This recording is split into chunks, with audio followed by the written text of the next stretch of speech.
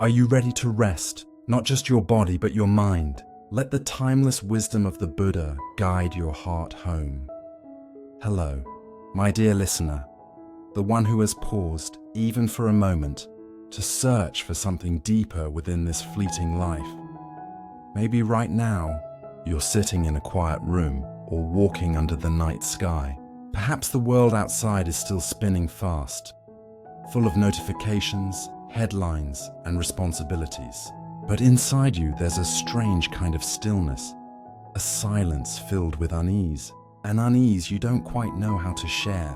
You've done everything right, just as society told you to. You've worked hard, you've been kind, you've tried your best to build a life worth living. And yet, when the lights go out and you lie down in your soft bed, a small whisper rises from within, a whisper of anxiety, regret, and comparison. Am I missing something? Did I do something wrong? Will everything be okay? What if I lose it all tomorrow? It's that feeling of constantly chasing peace. You look for it in a new goal, a new partner, a distant trip, or some self-help book that promises you the secret to happiness. But strangely enough, the moment you finally touch that peace, and maybe in a quiet morning or in a genuine laugh, it slips away like water through your fingers. The tighter you try to hold it, the faster it escapes. My dear friend, if this story feels like yours, let me whisper something softly to your heart. You are not alone. This is the silent tension that billions of people quietly carry inside. It's not a storm that everyone can see. It's that constant background hum of anxiety, comparison, and fear of losing what we love, all hidden beneath the mask of "I'm fine." Let's imagine a simple story. One, we've all lived in our own way. The story of a gardener. He poured his whole heart into growing a beautiful rose bush. The flowers bloomed gloriously, filling the air with fragrance. Every morning, he stood before them with pride and deep attachment. He built high fences, sprayed pesticides every day, even installed covers to shield the petals from the sun. He lived in constant tension because every fallen petal or gust of wind broke his heart. One day, a storm came. It broke branches and scattered nearly all the petals he had tried so hard to protect.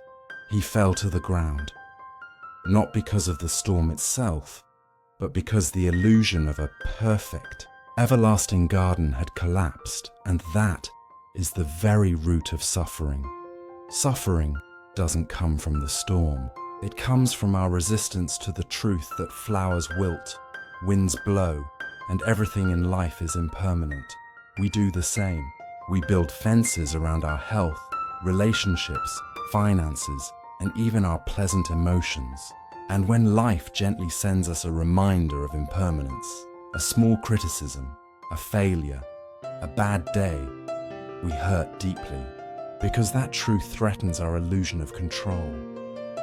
The modern world gives us kind but sometimes harmful advice. They say just take a deep breath and let it go, or always look on the bright side. But if peace were that simple, just a switch to flip, you wouldn't be here listening. The truth is, trying to suppress or ignore emotions doesn't make them disappear. It only pushes them deeper into the basement of the mind, where they wait to explode into anger or sudden anxiety. This habit of forced positivity is just another subtle form of attachment. We cling to the idea that we must always feel happy and calm, but life doesn't work that way. Life is a constant dance of rise and fall, bloom and decay, joy and sorrow. And this is when we return to an ancient wisdom, a path not meant to take us away from the world, but to teach us how to live fully within it. It's the path discovered by the Buddha, the path of Dharma. Buddhism never asks you to pretend that everything is fine. It begins with the most courageous and compassionate truth of all, the truth of suffering. The Buddha didn't teach us to run away from emotions. He taught us to meet them with compassion and understanding. He said, "Emotions are not enemies, they are messengers. The problem is not in the message, but in how we respond to it." We don't need psychological tricks. We need timeless principles that free us from the roots of anxiety, anger, and fear. Impermanence reminds us that pain, worry, and even joy are not our home. They are passing streams. Once you see the flow, you can let go. Non-self releases us from the burden of a wounded ego. Emotions are just temporary visitors in the house of your mind. You are the sky, and feelings are only the weather. The sky is never harmed by storms or clouds. Mindfulness, the master key. It is the conscious, non-judgmental awareness of what's happening right now. Mindfulness creates a space between what happens and how you react. And within that space lies your freedom. My dear friend, this journey over the next few hours is not a lecture. It's a safe space for you to rediscover yourself. We're not here to fix you because you are not broken. We're here to unpack the weight of attachment and the automatic reaction habits you've been carrying for years. This is the moment to stop the endless chase. This is the moment to change your relationship with everything you feel. When you learn to meet your emotions with courage and wisdom, fear will no longer run your life. You'll be able to ride life's waves with balance and grace. To begin this great journey, we need to decode one of the Buddha's deepest teachings about how we make our own suffering. This is the first and most important lesson on the path to inner freedom. It's called the lesson of the second arrow. Let's explore what turns natural pain into self-made suffering. Excellent. Now we dive into the lesson where inner freedom begins. The second arrow, deep dive. Remember the gardener story. He didn't suffer because of the storm itself. Storms are part of life. He suffered because of how he reacted to it. This is where the Buddha's wisdom becomes intensely humane and practical. He never promised you'd never feel pain. He pointed out that two kinds of arrows strike our lives, and only one is unavoidable. The first arrow is pain. It's the blunt, unavoidable fact of being alive. It's the email that says you're fired. It's the person you love leaving. It's a tension headache that won't quit. It's the raw disappointment when things don't go your way. This first arrow is physiological and factual. It's the physical impact of impermanence. We cannot stop the first arrow. It is natural suffering, but it doesn't end there. The moment the first arrow pierces, something strange happens. Our mind, by the force of ignorance and habit, immediately picks up a second arrow and shoots it into itself. The second arrow is suffering. It's your reaction to the original pain. It looks like judgment.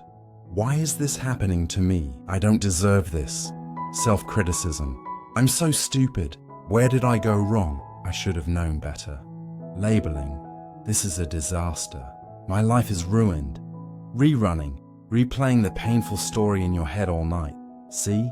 The second arrow is not the emotion itself.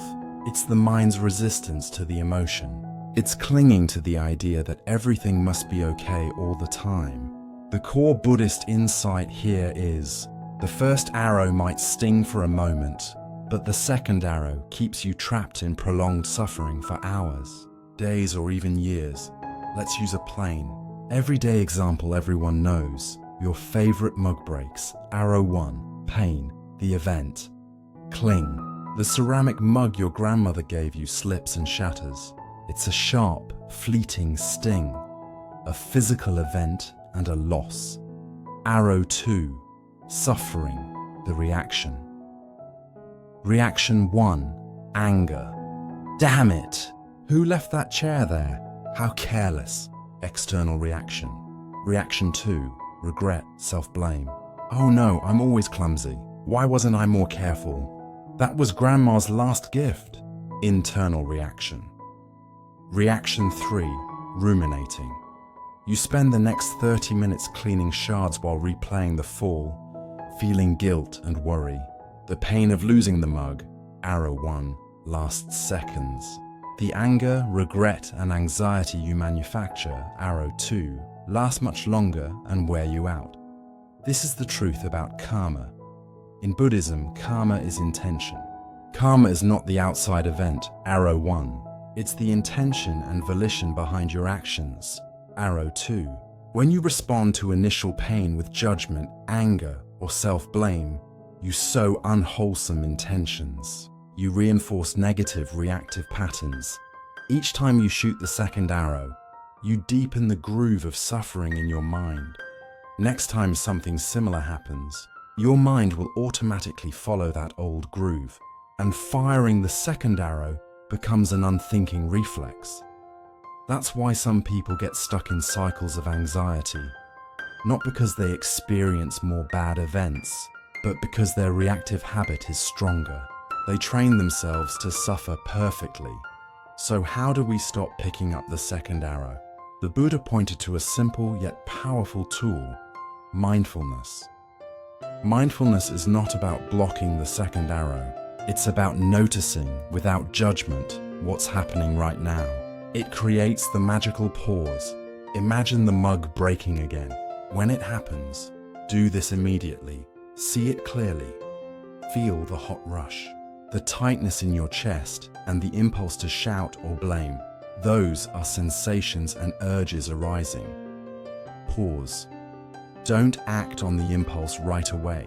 Simply observe the tightness without judgment. Anger is rising. That few-second pause is where your freedom lives. In that pause, you cut the circuit of conditioned responses we'll explore further. You make a wholesome choice by not reacting the old way.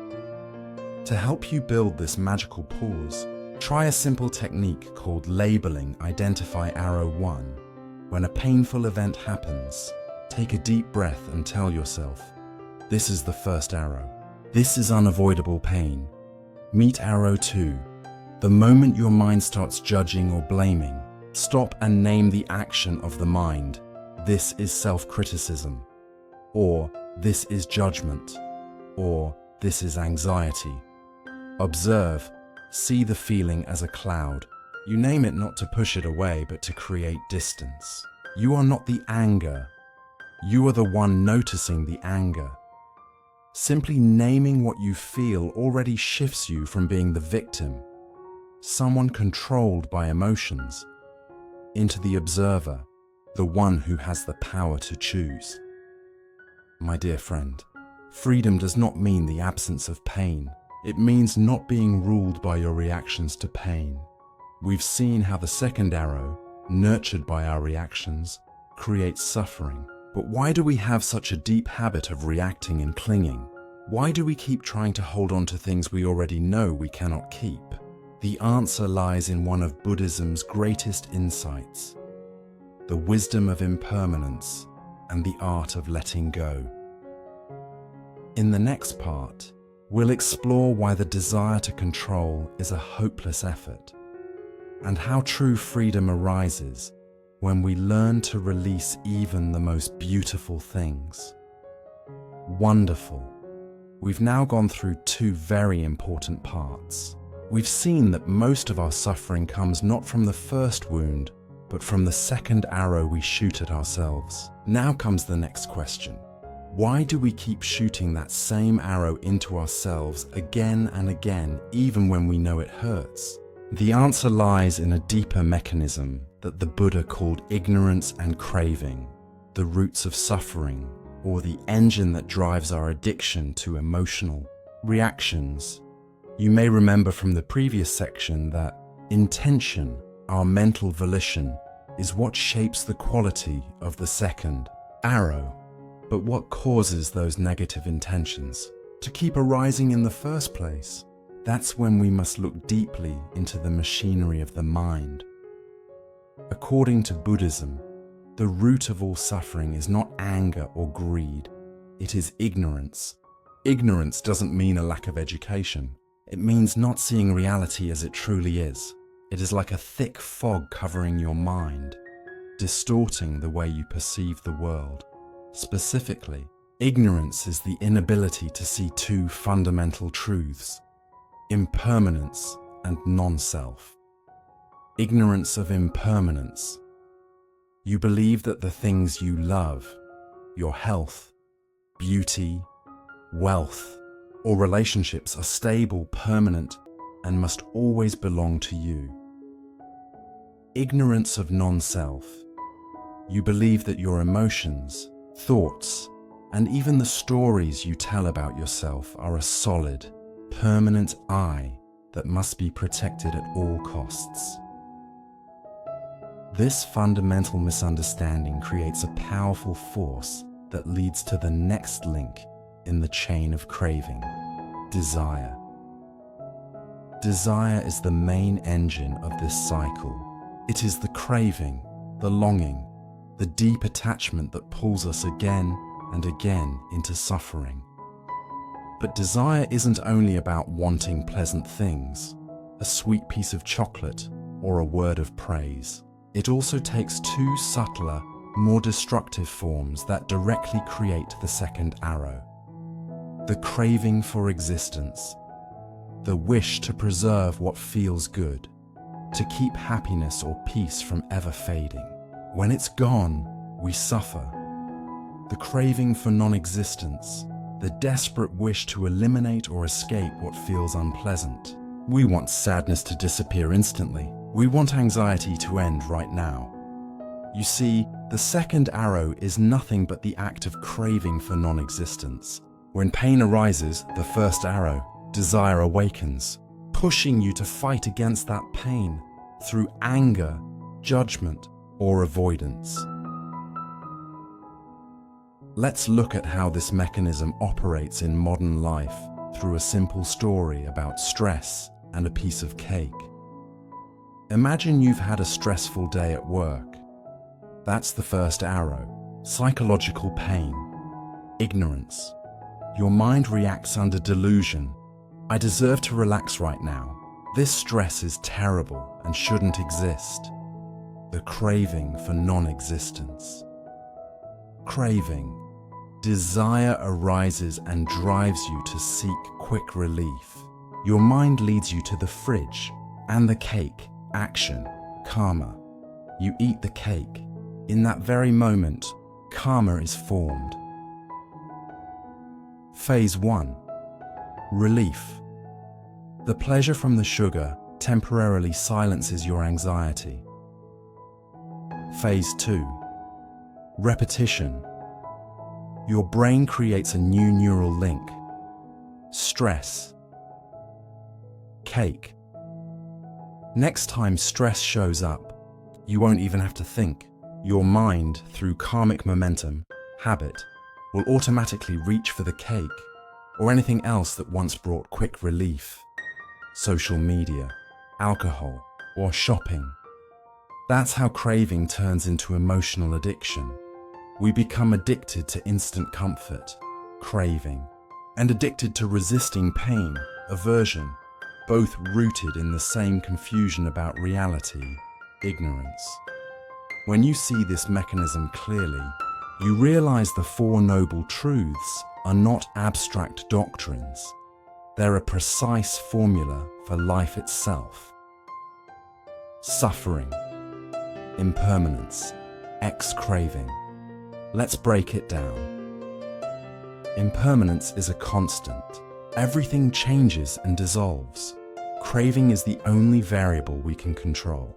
When we lessen craving by reducing attachment to outcomes, releasing the desire to hold what can't be held, and softening our resistance to pain, suffering naturally decreases.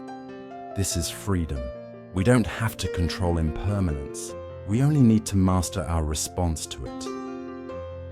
To break this cycle of craving, we must catch it right at its root, before it turns into karmic action. The practice of meeting desire, recognize the initial urge. When you feel a strong impulse to check your phone, eat more, argue, or blame, Just pause. Name what desire wants. Ask yourself, what is this urge trying to get? Craving for existence. I want this pleasant feeling to last. Craving for non-existence. I want this sadness or anxiety to disappear. Mindful observation. Simply observe the craving without following it. Stay quiet and watch it rise and fade like a wave. You'll notice the craving passes much faster when you don't feed it. By practicing this, you drain the energy that fuels the second arrow. You replace ignorance with wisdom. You dissolve old karmic patterns and plant new seeds of mindfulness. My friend, this journey is a deep transformation. It is the shift from being a slave to emotional habits, to becoming the master of your own mind. We now understand how the second arrow is created and how the cycle of craving sustains it. Now it's time to go even deeper, to let go of the final attachment. The attachment to the very idea of who you think you are. Remember the image of the gardener? His pain came from wanting his garden to stay forever in full bloom. That is the classic collision between the mind's desire for control and the truth of life itself. The wisdom of impermanence in Buddhism is not a sorrowful philosophy about loss. It is a declaration of freedom, an insight that allows us to drop the unbearable weight of control. Impermanence, the truth of flow. Impermanence means that nothing is stable or fixed. Everything is in constant transformation, arising, existing, changing, and fading. But we usually associate impermanence only with the end of something beautiful, like a vacation, a relationship, or youth. In truth, impermanence is happening in every single moment. Imagine a flame. The flame you see is not a solid object. It's a continuous process. Every split second, old particles are burning out and new ones are igniting. You can never step into the same flame twice. Our emotions are exactly the same. When you say, "I am sad," you think sadness is a solid dark mass sitting inside you. But with mindfulness, you'll see it's not a block.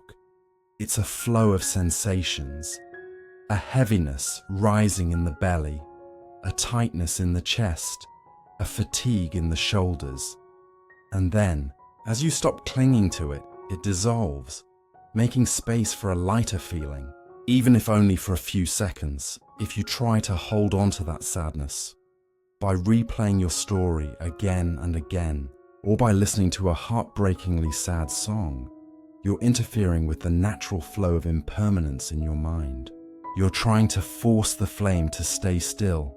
And that, my friend, is the core mistake that keeps feeding the second arrow and the entire cycle of emotional reactivity. We do not suffer because things change.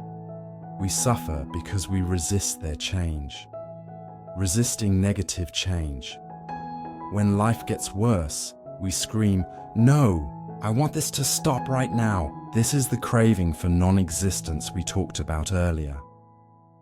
The wish to erase what is unpleasant. Resisting positive change. Subtle attachment. This one is far more dangerous, more subtle, and it's the root of much modern anxiety. Imagine you're having an incredibly productive, peaceful, and joyful day. A perfect flow state.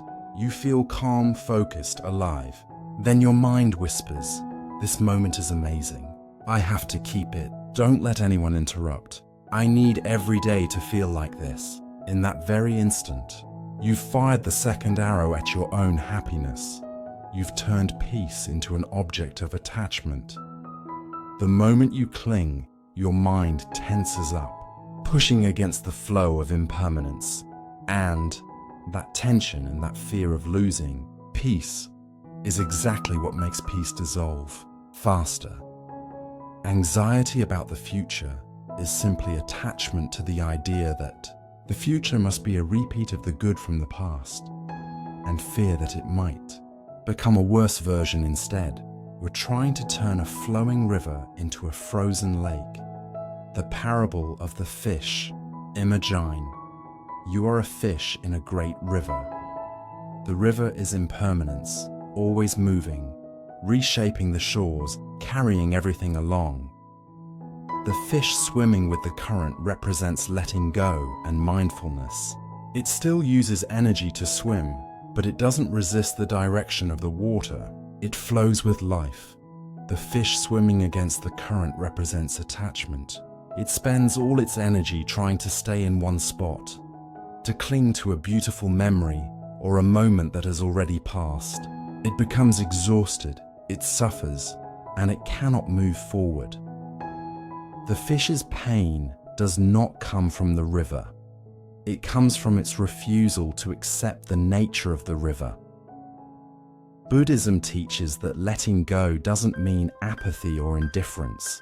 Letting go means releasing the need for everything to happen your way. It means learning to swim with the current. It means loving fully while things are here, and releasing them peacefully when it's time for them to go. The wisdom of impermanence. The foundation of gratitude. Impermanence is not an ending. It is the reason for appreciation. Because everything changes and fades, this very moment becomes infinitely precious. If a cup could never break, we would never cherish its fragile beauty. If life were eternal, we might take every day for granted. The wisdom of impermanence is the most powerful antidote to the waste of life caused by regret and anxiety. Regret is attachment to the past, trying to hold on to what's gone. Anxiety is attachment to the future, trying to control what hasn't arrived. Both are forms of swimming against the current. Both drain your energy and cloud your peace. Practice. The breath that has passed. Let's use something that is always with us, our breath, to experience impermanence directly. Inhale deeply. Feel the air entering your body. Exhale softly. Notice it leaving. When the breath is gone, simply let it go. Don't try to hold it. Don't rush to take the next one. Just observe the brief emptiness between breaths, that quiet space of ending.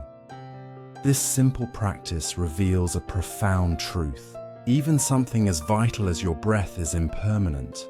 It arises, it lingers for a moment, it changes, and it fades away. And yet, when it fades, you don't panic. You trust that another breath will come. That is faith in the flow of life. That is letting go. We've now seen that everything changes. But if impermanence is such an undeniable truth, why do we still keep fighting against it? Especially when we're feeling good. Because we've reached one of the most subtle and common traps, even for those who meditate deeply: attachment to peace itself.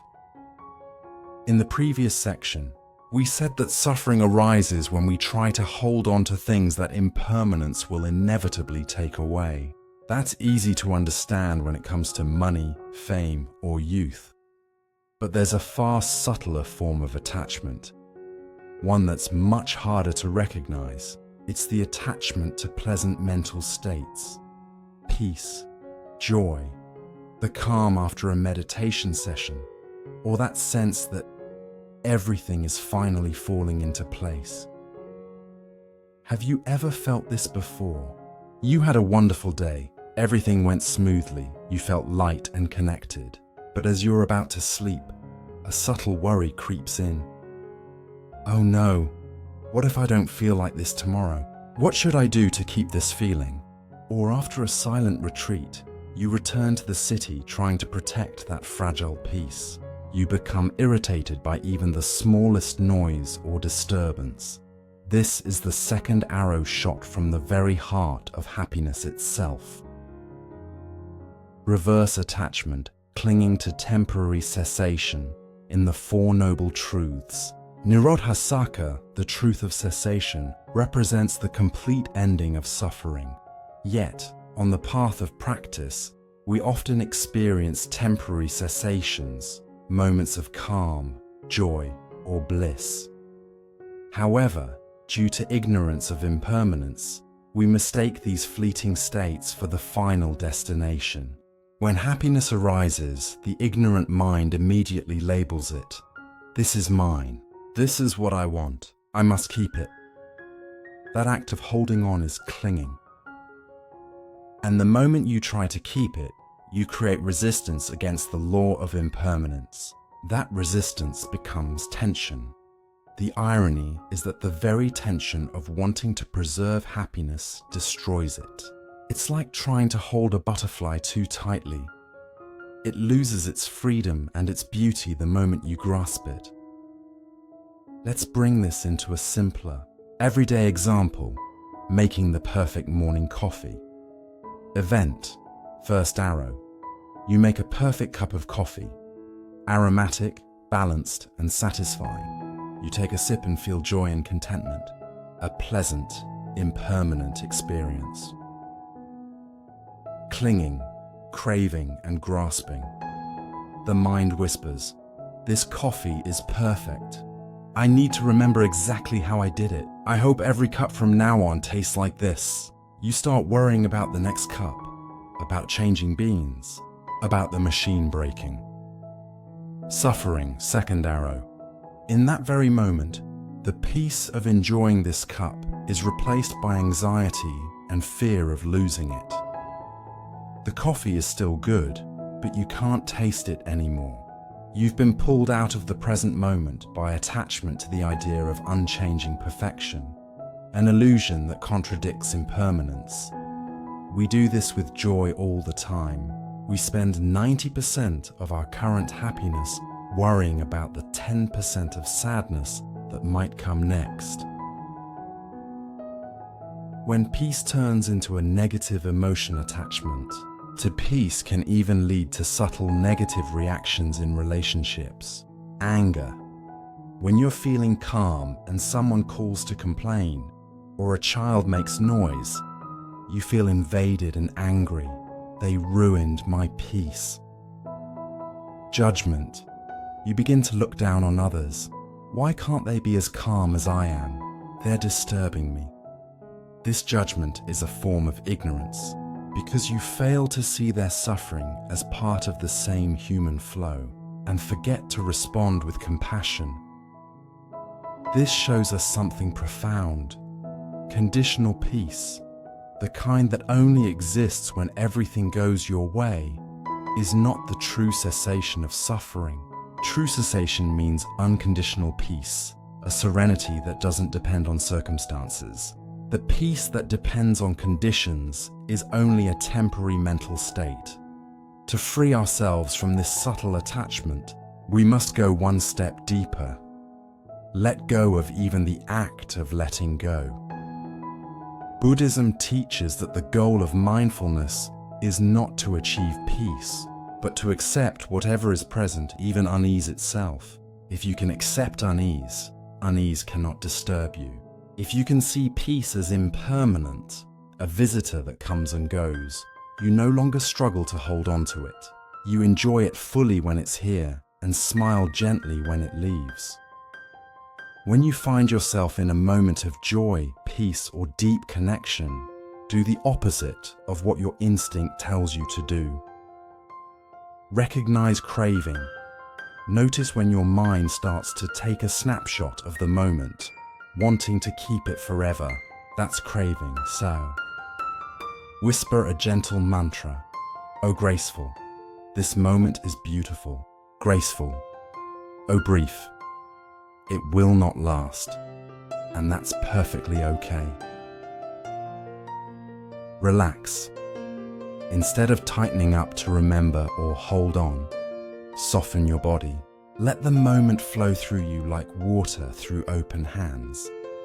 By accepting that all beautiful things are short-lived, you allow them to be fully beautiful, without the burden of expectation. My dear friend, when we release our attachment even to peace itself, we finally discover unconditional peace. However, all forms of attachment, whether to sadness or joy, come from one fundamental misunderstanding. We believe our emotions are who we are. Everything changes, every feeling flows. But why, when sadness comes, does it feel like we become sadness itself? Why, when anger arises, does it feel as though our very identity is under threat and must be defended at all costs? This deepest form of suffering comes from the mind's most basic confusion, the confusion between the observer and the observed. We've labeled our emotions as me, the wisdom of non-self, anatta in Buddhism, doesn't mean you don't exist. It means you are not a fixed, permanent entity that needs to be protected or held onto. Let's use a familiar metaphor. You are the sky, vast, open, unchanging. The sky is never harmed by what passes through it. Emotions are the weather. Sadness is a dark cloud. Anger is a storm. Joy is warm sunlight. Anxiety is heavy fog. When you are angry, you are not the anger. The anger is simply a storm moving across the sky of your awareness. When you are anxious, you are not the anxiety. The worry is just a passing cloud. And the miracle is, no matter how wild the weather gets, the sky remains untouched, ever present, ever still. The practice of non-self helps you step back from the weather and return to the sky. The moment you realize, this is just an emotion happening, you separate it from your sense of self. At that moment, you've removed the second arrow. To show that emotions are not who we are, the Buddha introduced the model of the 5 aggregates, skandhas, the 5 elements that make up what we mistakenly call a fixed self. Form, rupa, the physical body. Feeling, vedana, the initial sensation, pleasant, unpleasant, or neutral. Perception, sana, recognition, labeling, mental imagery, and memory. Mental formations, sankhara, will, impulse, intention, habit of reaction. Consciousness, vijnana, basic awareness. Our emotions are actually a combination of the last 3, feeling, perception, and mental formations, and all of them are impermanent and not self. Feeling, my heart is racing, my stomach is tight, just physiological data. Perception, this is a scary situation, I'm going to fail, just a mental label. Formation, I need to escape, I need to fight, I need to blame, just a habitual reaction. My dear friend, emotions are merely the layering and interaction of these aggregates. They have no soul, no fixed essence. They are simply a process. When you say, I am sad, you are combining feeling, perception, and formation and labeling them collectively as I. That is the ignorance of non-self. Let's take an example. You're stuck in traffic on the highway and realize you're going to be late for an important meeting. Arrow 1, the event. You glance at the clock. You know you're going to be late. This is the pain caused by impermanence, something not going your way. The ignorant reaction, when the ego takes over. Feeling, vedana. You feel your body heat up, your chest tighten, your hands grip the wheel. Perception, sana. Everyone will think I'm irresponsible. My professional image is ruined. You cling to that thought as if it's reality. Mental formation, sankhara. You start honking angrily, shouting into the air, maybe even hitting the steering wheel. All impulsive reactions. Conclusion of the ego. You identify with the anger.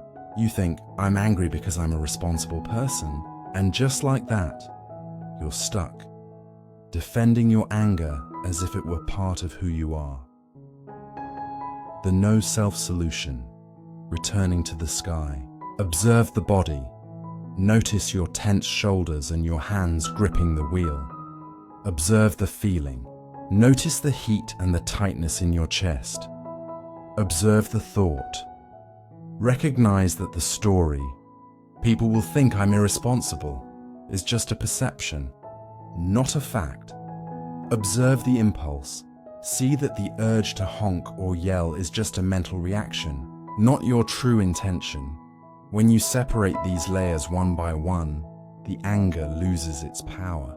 It's no longer a solid, dangerous thing that defines you. It's just a temporary collection of mental processes, rising and fading away. You are no longer the anger. You are the observer, the open sky watching the passing storm. And the sky is always peaceful, free, and untouched. To truly learn how to separate yourself from emotions, we can practice a method called label and release, built on the foundation of the 5 aggregates in Buddhist psychology. Whenever a strong emotion arises, don't rush to fight it, suppress it, or explain it away. Instead, pause and begin with awareness. Step 1. Label and classify. Instead of saying, "I'm angry," try saying, "A warm sensation is rising in my body. That's feeling." Or, "A self-critical thought is appearing. That's perception." Or, "An impulse to send a message is forming. That's mental formation." The moment you call it by its true nature, you begin to see, this emotion is not you. It's simply something happening within you, like a wave passing through the ocean, temporary, alive, and already fading. Step 2. Relax the body. No matter what emotion is rising, find a point of tension in your body, perhaps your shoulders, your jaw, or your forehead, and consciously relax it. The body is where emotions take refuge. It's the form in the 5 aggregates. When you relax the body, you interrupt the chain reaction between feeling and reaction. You send a silent message to your nervous system that says, "It's okay. You don't have to fight." Step 3. Ask the liberating question. Then gently ask yourself, which part of this is really me? And which part is just information passing through? That one question alone can expose the fragility of the self you've been trying so hard to protect. We've already learned how to stop shooting the second arrow through mindfulness, through the realization that everything is impermanent, and through the understanding that emotions are not the self. All of this unfolds within a vast, interwoven chain of causes and conditions. In theory, this sounds simple and liberating, but in real life, things feel very different. When a friend leaves your message unread, or when your boss offers harsh criticism, the pain you feel is real. It doesn't feel like a passing cloud. It feels like a personal attack, as if someone just pierced through your very identity. Why does it feel so personal?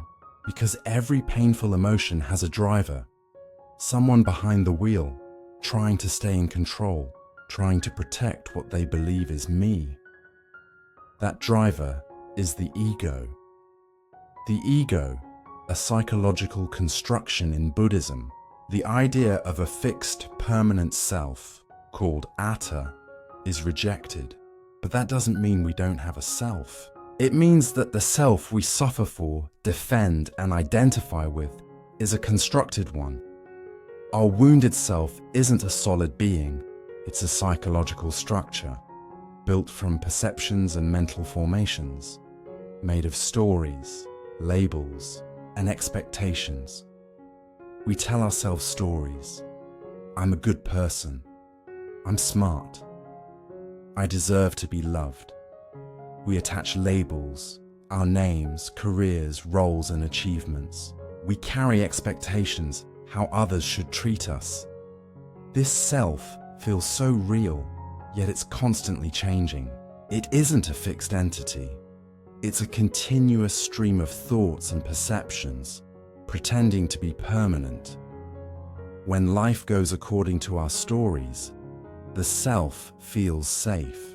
But the moment something contradicts those stories, when we lose control, when someone disapproves, when reality doesn't match our expectations, that self feels threatened, and instantly it activates its strongest defense mechanism: negative emotions, anger, fear, shame, resentment. They all arise to protect the illusion of a me that was never truly solid to begin with. And so, the real practice is not to destroy the ego, but to see it clearly, because when you see the illusion for what it is, you no longer need to defend it.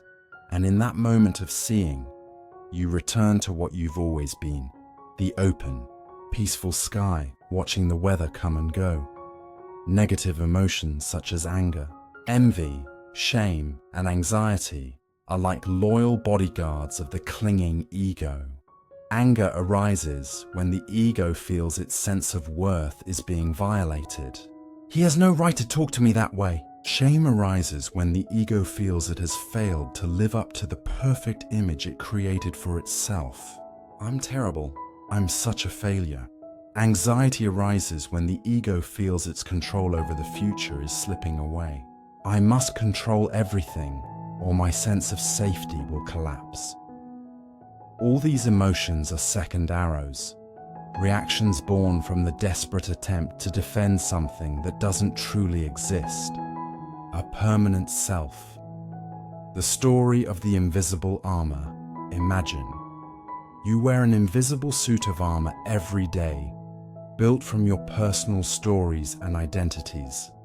Take Anna, for example.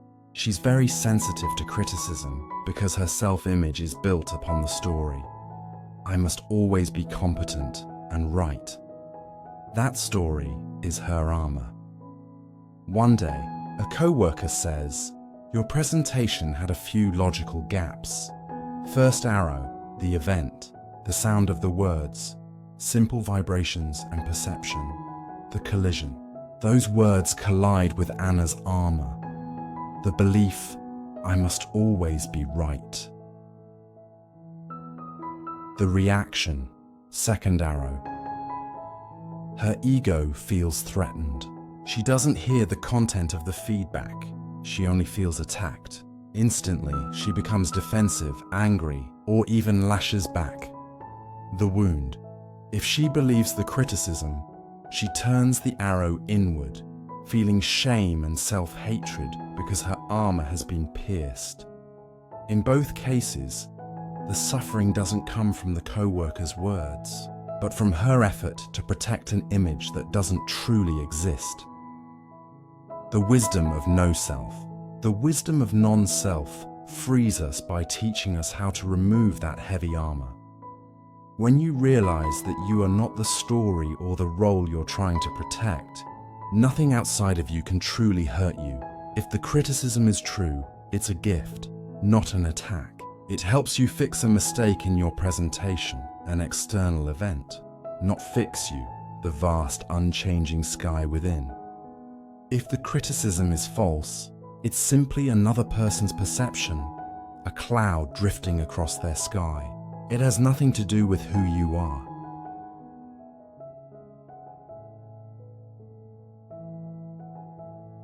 What non-self really means? Practicing non-self doesn't mean becoming numb or indifferent. It means shifting your protection from defending a fragile, conditional ego to resting in unconditional compassion and self-kindness. You don't need to be perfect to deserve peace or love. You already are that peace and that love, hidden beneath the armor of stories you've been wearing for far too long.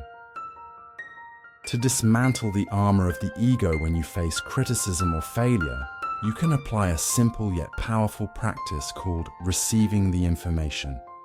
It helps you transform emotional pain into wisdom. Listen with your ears, not with your ego. When criticism comes your way, take 3 slow, deep breaths. Listen to each word as if you're receiving a package from the post office. Your only job is to check if that package contains any useful information. Nothing more. Separate the data gently, remind yourself. This is just data, sound, and information. It's not a verdict on who I am. By doing so, you disconnect the event from your self-image. The comment no longer attacks you. It's just information passing through your awareness. Ask the compassionate question. When it's over, instead of reacting, ask yourself, not the critic, is there anything in this message that could help me grow? You're not reacting to pain, you're filtering for insight. And in that moment, anger and shame lose their target. They have nowhere to land their second arrow. The clinging ego begins to dissolve because it has nothing left to defend, my friend. Letting go of the ego is not about losing yourself. It's about finding your true self, the one that's resilient, unshakable, and untouchable by impermanence. You've now seen the truths of impermanence and non-self. But how do these truths actually connect?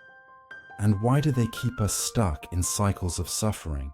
If you've ever felt trapped in emotional loops, worry, anger, regret, and then back to worry again, you've already experienced the mechanism of dependent origination, paticca samuppada. It's not a mysterious doctrine. It's simply a formula showing how ignorance, avidya, our basic misunderstanding of reality, systematically produces suffering. It's the circuit diagram of samsara, the endless loop of mental pain we live through again and again. This map has 12 links, but for emotional liberation in the present moment, we only need to focus on one short chain and the single point where we can break it. The immediate chain of suffering. Suffering is often born and sustained through a nearly instantaneous chain of reactions: contact, feeling, craving, clinging, becoming, birth, aging, death, sorrow, and grief. Let's examine each step to understand exactly where the second arrow, the self-inflicted pain, arises. Contact. What is it? This is the moment your senses encounter an object. Examples. You see a message on your phone, hear a critical comment, or feel a physical ache in your body. Key point. This is a natural event. It is the first arrow, unavoidable and part of life. Feeling. What is it? This is the immediate, short-lived sensation that follows contact. There are only 3 types: pleasant, unpleasant, or neutral. Craving. What is it? This is your unconscious reaction to the feeling. If the feeling is pleasant, craving arises. I need more of this, grasping at comfort. If the feeling is unpleasant, aversion arises. I need to get rid of this, resistance to discomfort. This is the moment the second arrow is picked up and prepared. We begin to turn pain into suffering by reacting blindly. Clinging. What is it? This is the strong attachment to craving. It transforms a fleeting want into a sustained intention and action. Example. From wanting relief from worry, craving, you might start trying to control others or escape reality. This clinging builds the fragile, wounded sense of self we often identify with. Becoming. What is it? This is where karma is created. Our reactions, like snapping at someone, harsh self-judgment, or replaying victim narratives, fuel the momentum of suffering. Result. These actions give rise to the cycle of birth, aging, death, psychological rebirth into repeated states of sorrow and distress. The weak point, the crucial gap between feeling and craving. If you study this chain, you'll see the weakest and most critical link is the gap between feeling and craving. Feeling is the first arrow. It simply happens.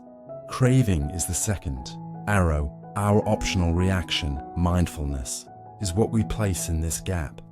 Mindfulness is the clear awareness of a pleasant or unpleasant feeling without reacting to it. It's the mental pause that says, I see this discomfort. I don't need to fix it right now. I can simply observe it pass away. When you successfully interrupt the connection between feeling and craving, the entire rest of the chain, clinging, becoming, and all the resulting suffering collapses. No craving, no clinging. No clinging, no karma that sustains suffering. This is the essence of Nirodha Sakha, the cessation of suffering, applied moment to moment in real life. A modern example, checking your phone contact. You see a social media post about an old friend's success. Feeling. A subtle discomfort arises, maybe envy or inadequacy. This is the first arrow. Craving. I want this uncomfortable feeling to go away. You start comparing yourself, criticizing them, or planning frantically to match their success. Clinging, becoming. You latch onto the story, I'm not good enough, and spend 30 minutes doom scrolling, generating new anxiety and reinforcing the loop. This is suffering. By learning to recognize and rest in the gap between what happens and how we react, we take back our power. We drop the second arrow and begin to live with freedom, clarity, and compassion. The doorway. And sometimes, all it takes is a single moment. You're scrolling through your phone, a photo, a caption, a smile that isn't yours, and something shifts. You feel it before you even think. A tightening in your chest, a flicker of unease, a whisper saying, you're behind. This is how it begins, not with trauma or tragedy, but with something much quieter. A feeling. It always starts there. But what happens next? That's up to you.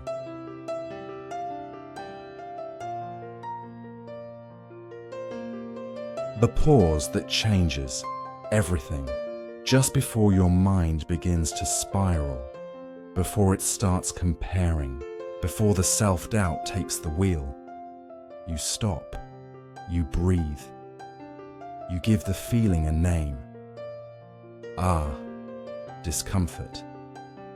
This is the sting of envy. This is the ache of not enoughness rising in my chest.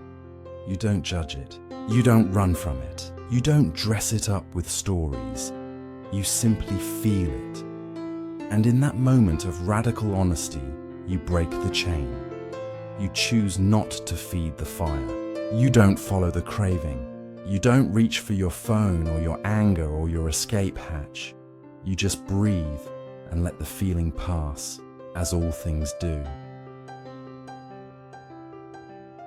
The practice. One small, beautiful intervention. Here's something gentle, something you can carry into your day like a pebble in your pocket.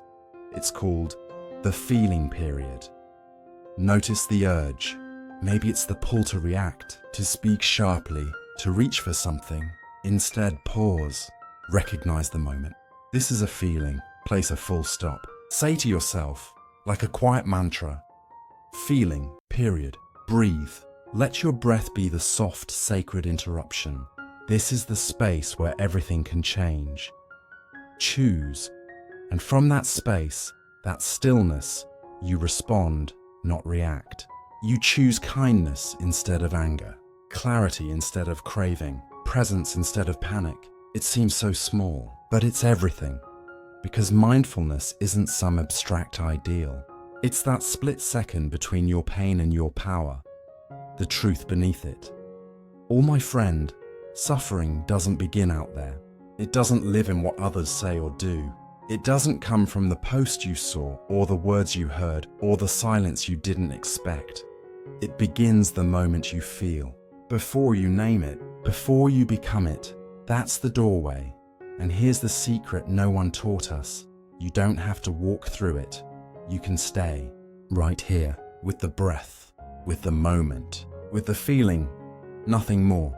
No judgment, no story, no second arrow. Just this, a pause, a breath, and the quiet power to begin again. The second arrow, the pain. We create.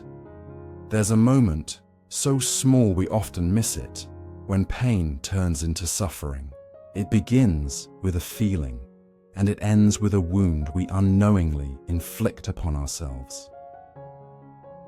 Buddhism offers a simple yet powerful metaphor: the two arrows. The first arrow is life itself, a headache, a rejection letter, a harsh word from someone you love, the slow, quiet ache of aging. These are part of being human. We don't choose them. We can't avoid them. This is the pain that comes with living. But then comes the second arrow, and this one we do choose. It's the voice inside that says, I shouldn't feel this way.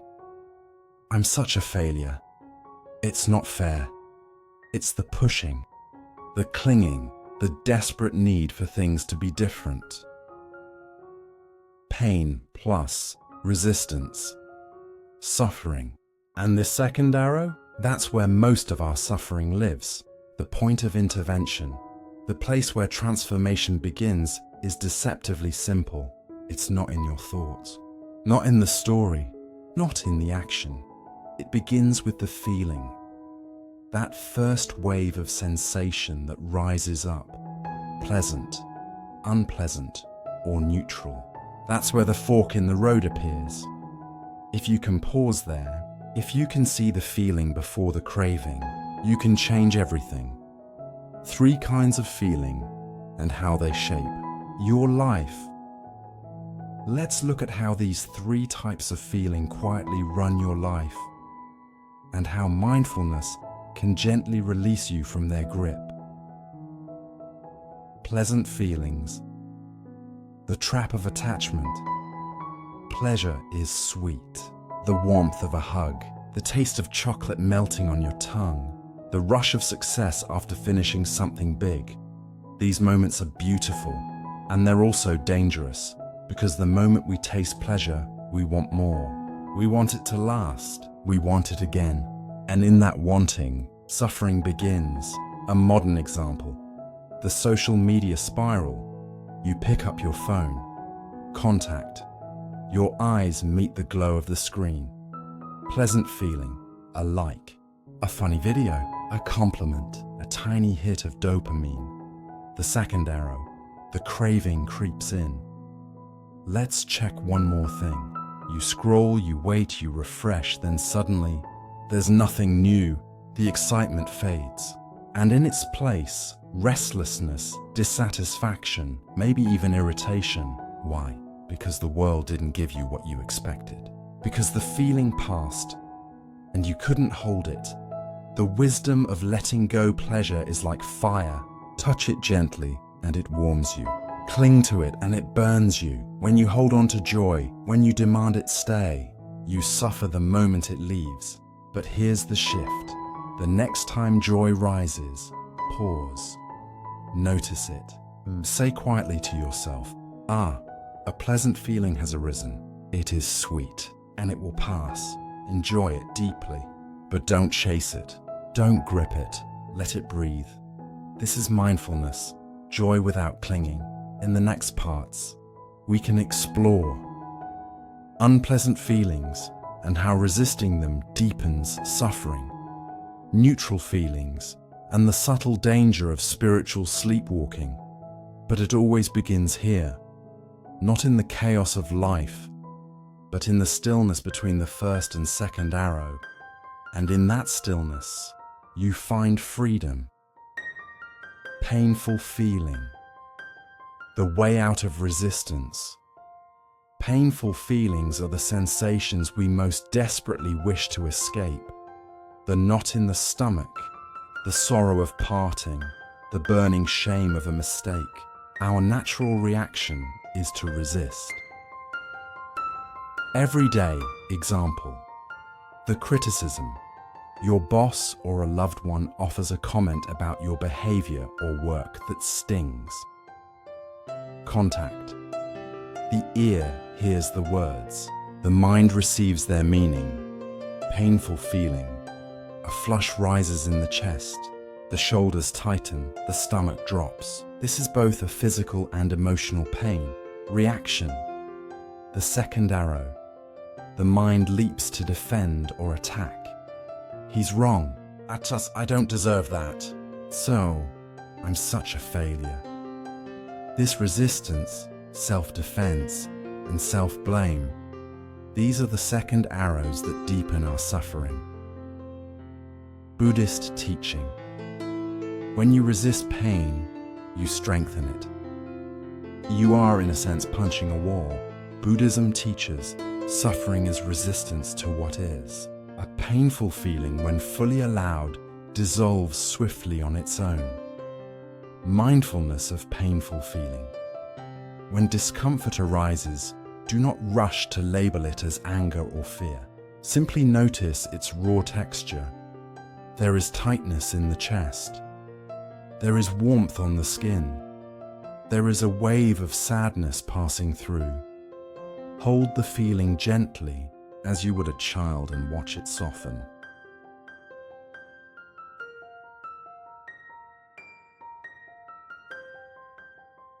Three, neutral feeling. The lesson of indifference. Neutral feelings are neither pleasant nor painful. They arise in the in-between moments, waiting at a red light, listening to a long lecture, washing the dishes. This is when the mind is most easily captured by distraction and forgetfulness. Everyday example: the waiting moment. You sit in a clinic for 15 minutes or stand in a slow-moving line. Contact. The eyes see nothing of interest. The body sits still. Neutral feeling. A bland, slightly dull sensation fills the moment. Reaction. The second arrow. The mind cannot bear stillness. It seeks stimulation. You pull out your phone, flooding the neutral space with artificial pleasure, and miss the chance to truly be present. Buddhist teaching. Zen masters remind us, mindfulness is not only for dramatic moments. Neutral feelings are golden opportunities for practice, precisely because they lack the pull of desire or the push of aversion. Mindfulness of neutral feeling. When you notice a neutral or slightly bored state, use it as a cue to return to your breath. Say quietly to yourself, "A neutral feeling is here." This is a chance to rest in presence. Do not chase excitement. Savor the quiet ordinariness of nothing special, the power of mindfulness at the point of intervention. This is why feeling is the most powerful point of intervention. When you observe a feeling with mindfulness, you don't just notice it. You begin to see its impermanent nature. You realize that even the most intense pleasure eventually fades, and even the most enduring pain cannot stay fixed forever. In the chain of dependent arising, when feeling arises and meets mindfulness, the next link, craving, cannot form. When a pleasant feeling arises, instead of reaching for it, you simply observe. Craving is cut off. When a painful feeling arises, instead of resisting, you simply allow. Craving is cut off.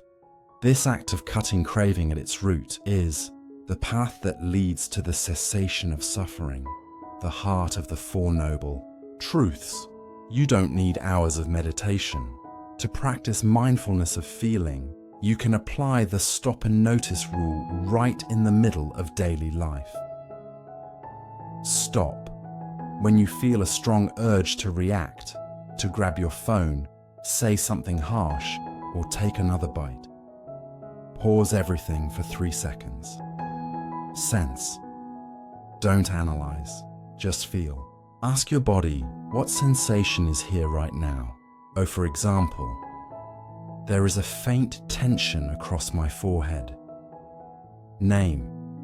Gently name the feeling in your mind without judgment, pleasant, unpleasant, or neutral. Relax. Soften your body. Take 3 deep breaths and remind yourself, this is just a feeling. It is not me. It will pass. When you do this, you create a space of freedom between feeling and reaction. In that space, you are no longer a prisoner of unconscious reflexes, but a conscious guardian of your own mind. Mindfulness of feeling is not an abstract philosophy. It is a skill, a quiet art of pausing at the very curve between suffering and peace.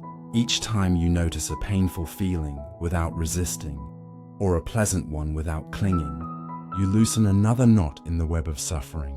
At this point, we begin to see where mindfulness holds its greatest power, the precise moment it can stop suffering at its very birth. But what happens when mindfulness does not arise in time? When pleasant or painful feelings are left unobserved, they immediately activate a powerful pull or push, drawing the mind into the next chain of bondage. That force is craving, the hunger, the longing, the attachment to the sensations that have just arisen. In the next chapter, we will explore craving, how it operates so subtly, and how we can walk free from the endless maze of wanting. Earlier, we found the most potent point of intervention: feeling. The moment a sensation first appears, we saw that if we observe a pleasant feeling without attachment, or an unpleasant one without resistance, we can break the second arrow of suffering. But life is not always that simple. More often than not, we know we should pause, yet the body and mind move automatically. One sharp word, a frustrating email, a hint of worry, and the old pattern unfolds again. Anger, anxiety, self-blame. What drives this automatic, powerful reaction? The answer lies in a single word we often misunderstand: karma. But here, I invite you to see karma in a new light, not as destiny, but as the emotional inertia within us. Karma, the magnetic pull of habit in popular culture. Karma is often misunderstood as a mysterious law of punishment, that every misfortune is some kind of retribution for a past life mistake. This belief breeds fear and passivity. But in early Buddhist teaching, karma has a far more practical and profound meaning. The Buddha said, "Monks, I declare that intention is karma. Karma is intention, the conscious will to think, speak, or act.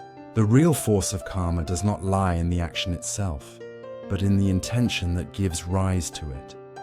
If you do something good without any true intent to help, say, merely following an order, the positive karma is weak. But if your heart is filled with genuine compassion, even if the action fails, the karma remains strong." Karma is emotional momentum, the invisible grooves carved into the mind by repeated choices. Every intentional act of thought, speech, or behavior is like etching a pattern into the map of your consciousness. The next time a similar situation arises, your mind will slide back into that familiar track. If you often react to pain with worry, you are deepening the groove of anxiety. Later, when discomfort arises, the mind automatically releases the same anxious chemistry, without your conscious choice. This is the karmic loop of suffering, a self-reinforcing emotional habit we must learn to recognize. The karmic loop of suffering. From instant reaction to deep habit, to better understand emotional momentum, let us look at how we unconsciously create and reinforce negative karma. The automatic reaction: when we miss the point of mindful intervention, we immediately fall into craving, the urge to cling or resist. If the feeling is pleasant, we try to prolong it, creating greed.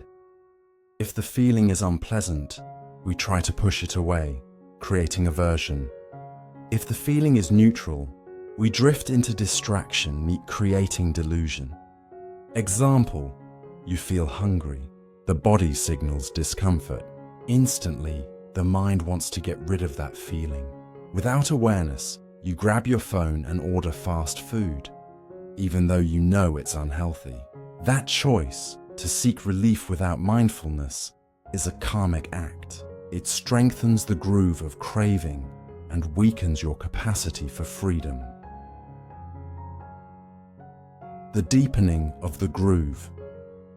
Each time you repeat a reaction of greed, aversion, or delusion, you carve the groove deeper into your consciousness.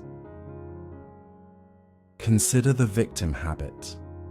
The event: a coworker gets promoted. A faint ache of envy arises. The old karma ripens. Instead of observing the discomfort, your familiar inner voice awakens. Why not me? Just the world is unfair. I'm always overlooked. The action: you start to complain, criticize, or withdraw. Each of these acts is an intentional choice, however small, that nourishes the pattern of envy. Over time, this creates an unconscious expectation. Whenever disappointment arises, I must play the victim. This is karma at work, not as fate, but as emotional inertia, the unseen current that carries us through the river of our own reactions. Karma, the mind's greatest teacher. Here's the beautiful truth. Karma doesn't reward or punish you. It teaches your mind. When you choose a negative reaction, karma teaches your mind. This is how we cope. When you choose a mindful response, karma teaches your mind. This is how we find peace. The purpose of practicing mindfulness of feeling and emotion is to consciously create a new karmic groove, one shaped by compassion and equanimity. Each time you refuse to follow the old reflex, you erode the groove of reactivity and begin to carve a new path of calm awareness.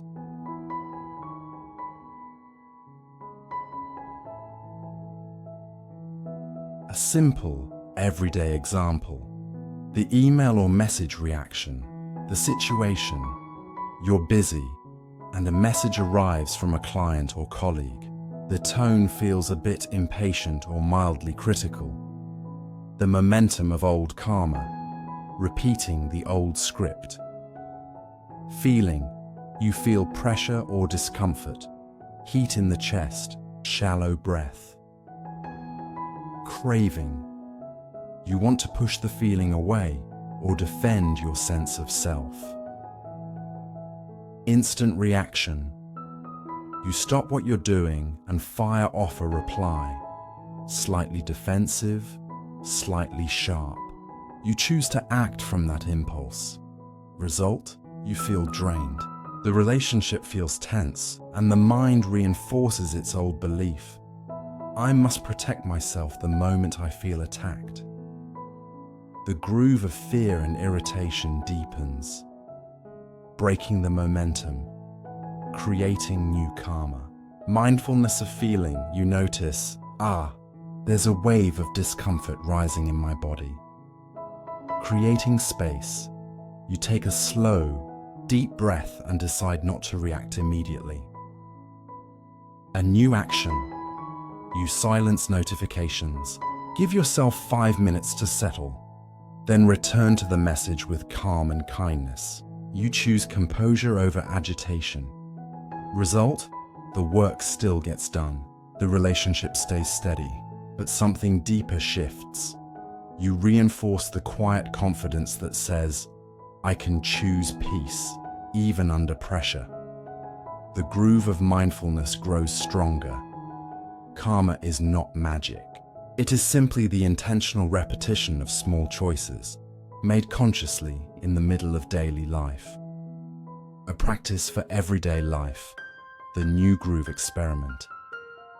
The goal is not to erase karma, but to redirect its flow. You can begin to carve a new groove of karma today by applying the principle of reversing the reaction. Identify a small habit.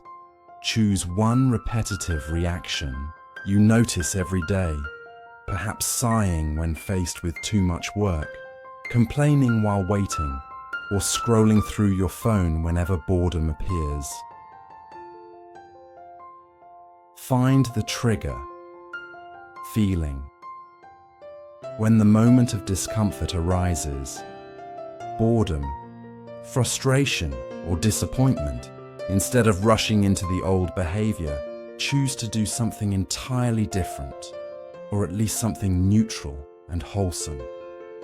Karma is the teacher that never sleeps. Every breath, every pause, every mindful choice is a lesson, shaping not your fate, but the quality of your freedom. Everyday life offers countless small moments where old karma reveals itself, not as punishment, but as habit. The mind, trained by repetition, rushes to act before awareness can arrive. But each of these moments is also a chance to carve a new path, to teach the mind a different way to respond. Imagine this. You feel restless or slightly bored. Almost automatically, your hand reaches for the phone, seeking distraction in the endless scroll of news or social media. This is the old groove of emotional inertia. But today you pause. You take 3 slow, deliberate breaths, feeling the air move through your body. Then, instead of escaping the moment, you choose to engage with it. You stand up and quietly tidy a small corner of your room. The restlessness softens. You have just taught your mind that peace is possible within stillness. Or another scene. Someone criticizes you.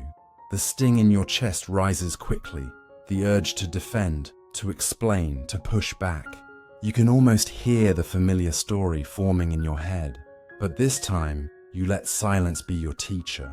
You wait 10 seconds. The storm passes just a little. Then you gently ask, "Could you please explain that a bit more?" Your voice is calm, your words neutral. The energy of conflict dissolves. In that moment, you have rewritten the lesson your mind once learned about protection, turning it into one of presence and curiosity. And then, there are the sweeter moments. The pull of pleasure. You see a beautiful dish of food, the aroma inviting, the colors vivid. Without thinking, you want to devour it all. But mindfulness steps in like an old friend. You take one bite, set the fork down, and truly taste. The texture, the warmth, the subtle dance of flavor. You decide to take 2 more bites, then stop. The joy remains, but it no longer owns you. Each of these small choices is a quiet act of revolution. Karma is not some cosmic scorekeeper. It is the echo of intention repeating itself through time. Every time you pause, breathe, and choose differently, you reshape the path of your own becoming. This is how mindfulness turns ordinary moments into sacred ground, where even a text message, a meal, or a sigh of boredom becomes a lesson in freedom. Each time you choose a new action, you are quietly telling your mind, "We no longer walk the old path." That is how you use karma to free yourself. Karma is not a prison, it is a gymnasium for the mind. Every small mindful choice is a moment of training. With each act of awareness, you replace the blind reflexes that have been built over countless lifetimes with conscious, compassionate intention.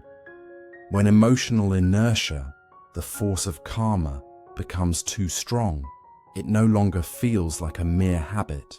It turns into a gravitational pull that binds us to the world of craving and sorrow. We don't just cling to sensations, we begin to identify with them.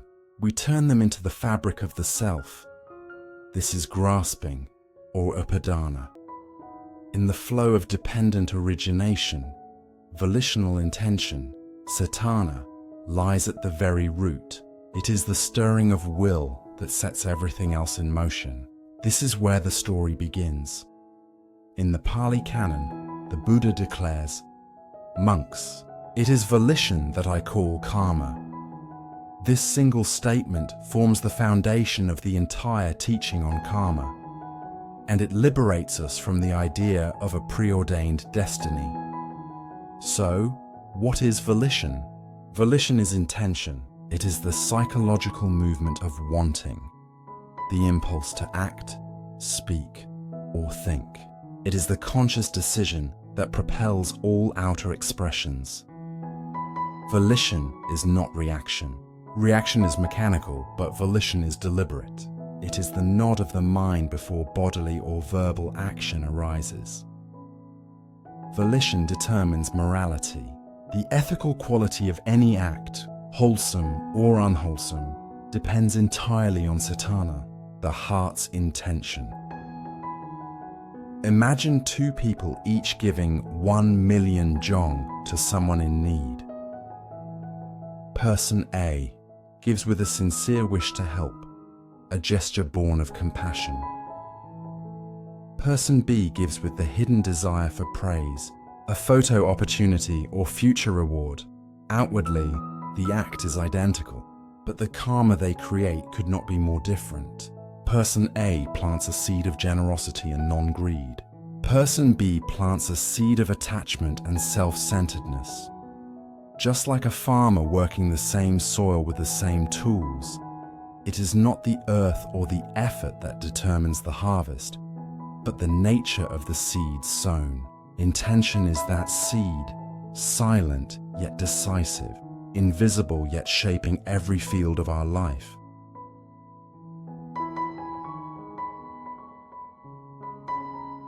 The three gates of karma, the forces that shape the inner world. Karma expresses itself through three gates, and among them, the gate of mind, manokamma, is the most powerful. It is the only one that never rests, even when the body lies still. Bodily karma, kaya kamma.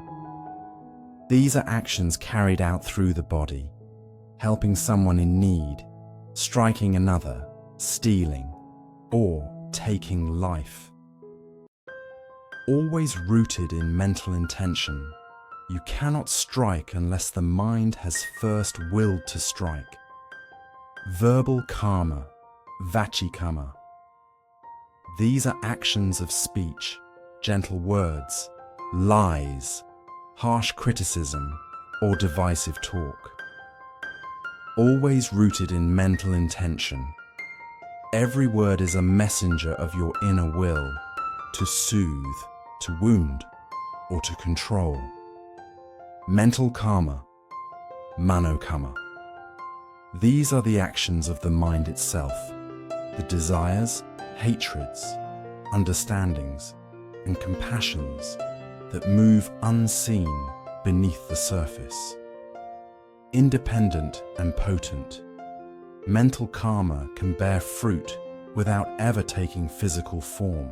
You may spend hours planning revenge in silence, and in doing so, generate powerful, unwholesome karma of anger, even if you never act upon it. The source of all action. Every bodily and verbal deed springs from mental intention. The quality of your life is not shaped by what you do or say, but by what you think and intend to do. The Buddhist lesson mental karma teaches us that you do not need to act to create karma. Every deliberate thought, every emotion you choose to feed, is a seed sown in the garden of your consciousness. In the modern world, mental karma is the one we most often neglect. We are busy performing bodily karma, working, commuting, and verbal karma, emails, meetings, yet forget the quiet architect within, the mind that designs every action before it manifests. A case study, the inertia of fear. Imagine this. Your child is 10 minutes late coming home from school. Feeling, Vedana. A faint unease begins to rise. A subtle discomfort in the chest. Old karmic habit. Instead of observing that unease with mindfulness, the mind immediately runs its old script, the worst-case scenario, unwholesome mental karma, satana.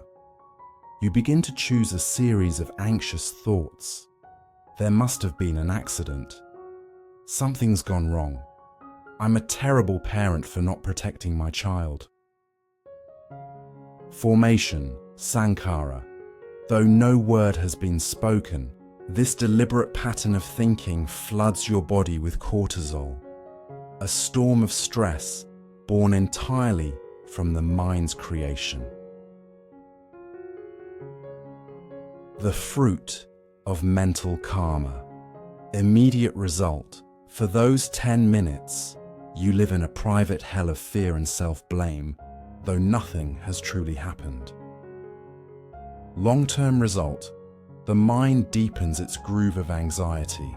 Next time, a smaller trigger will summon greater panic faster than before, and you become someone habitually anxious even when life is kind. See how it works. You need not speak a word or lift a hand. The intention to worry alone creates suffering as real as any external pain. Sowing the seeds of compassion. Transforming intention. The power of intention lies in the fact that it is the very beginning of all transformation. Once we truly see this, we can begin to plant the seeds of wholesome intention.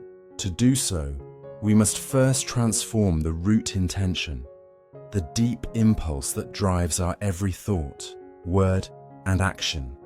From unwholesome intention, driven by greed, anger, and ignorance, to wholesome intention, nourished by letting go, compassion, and wisdom.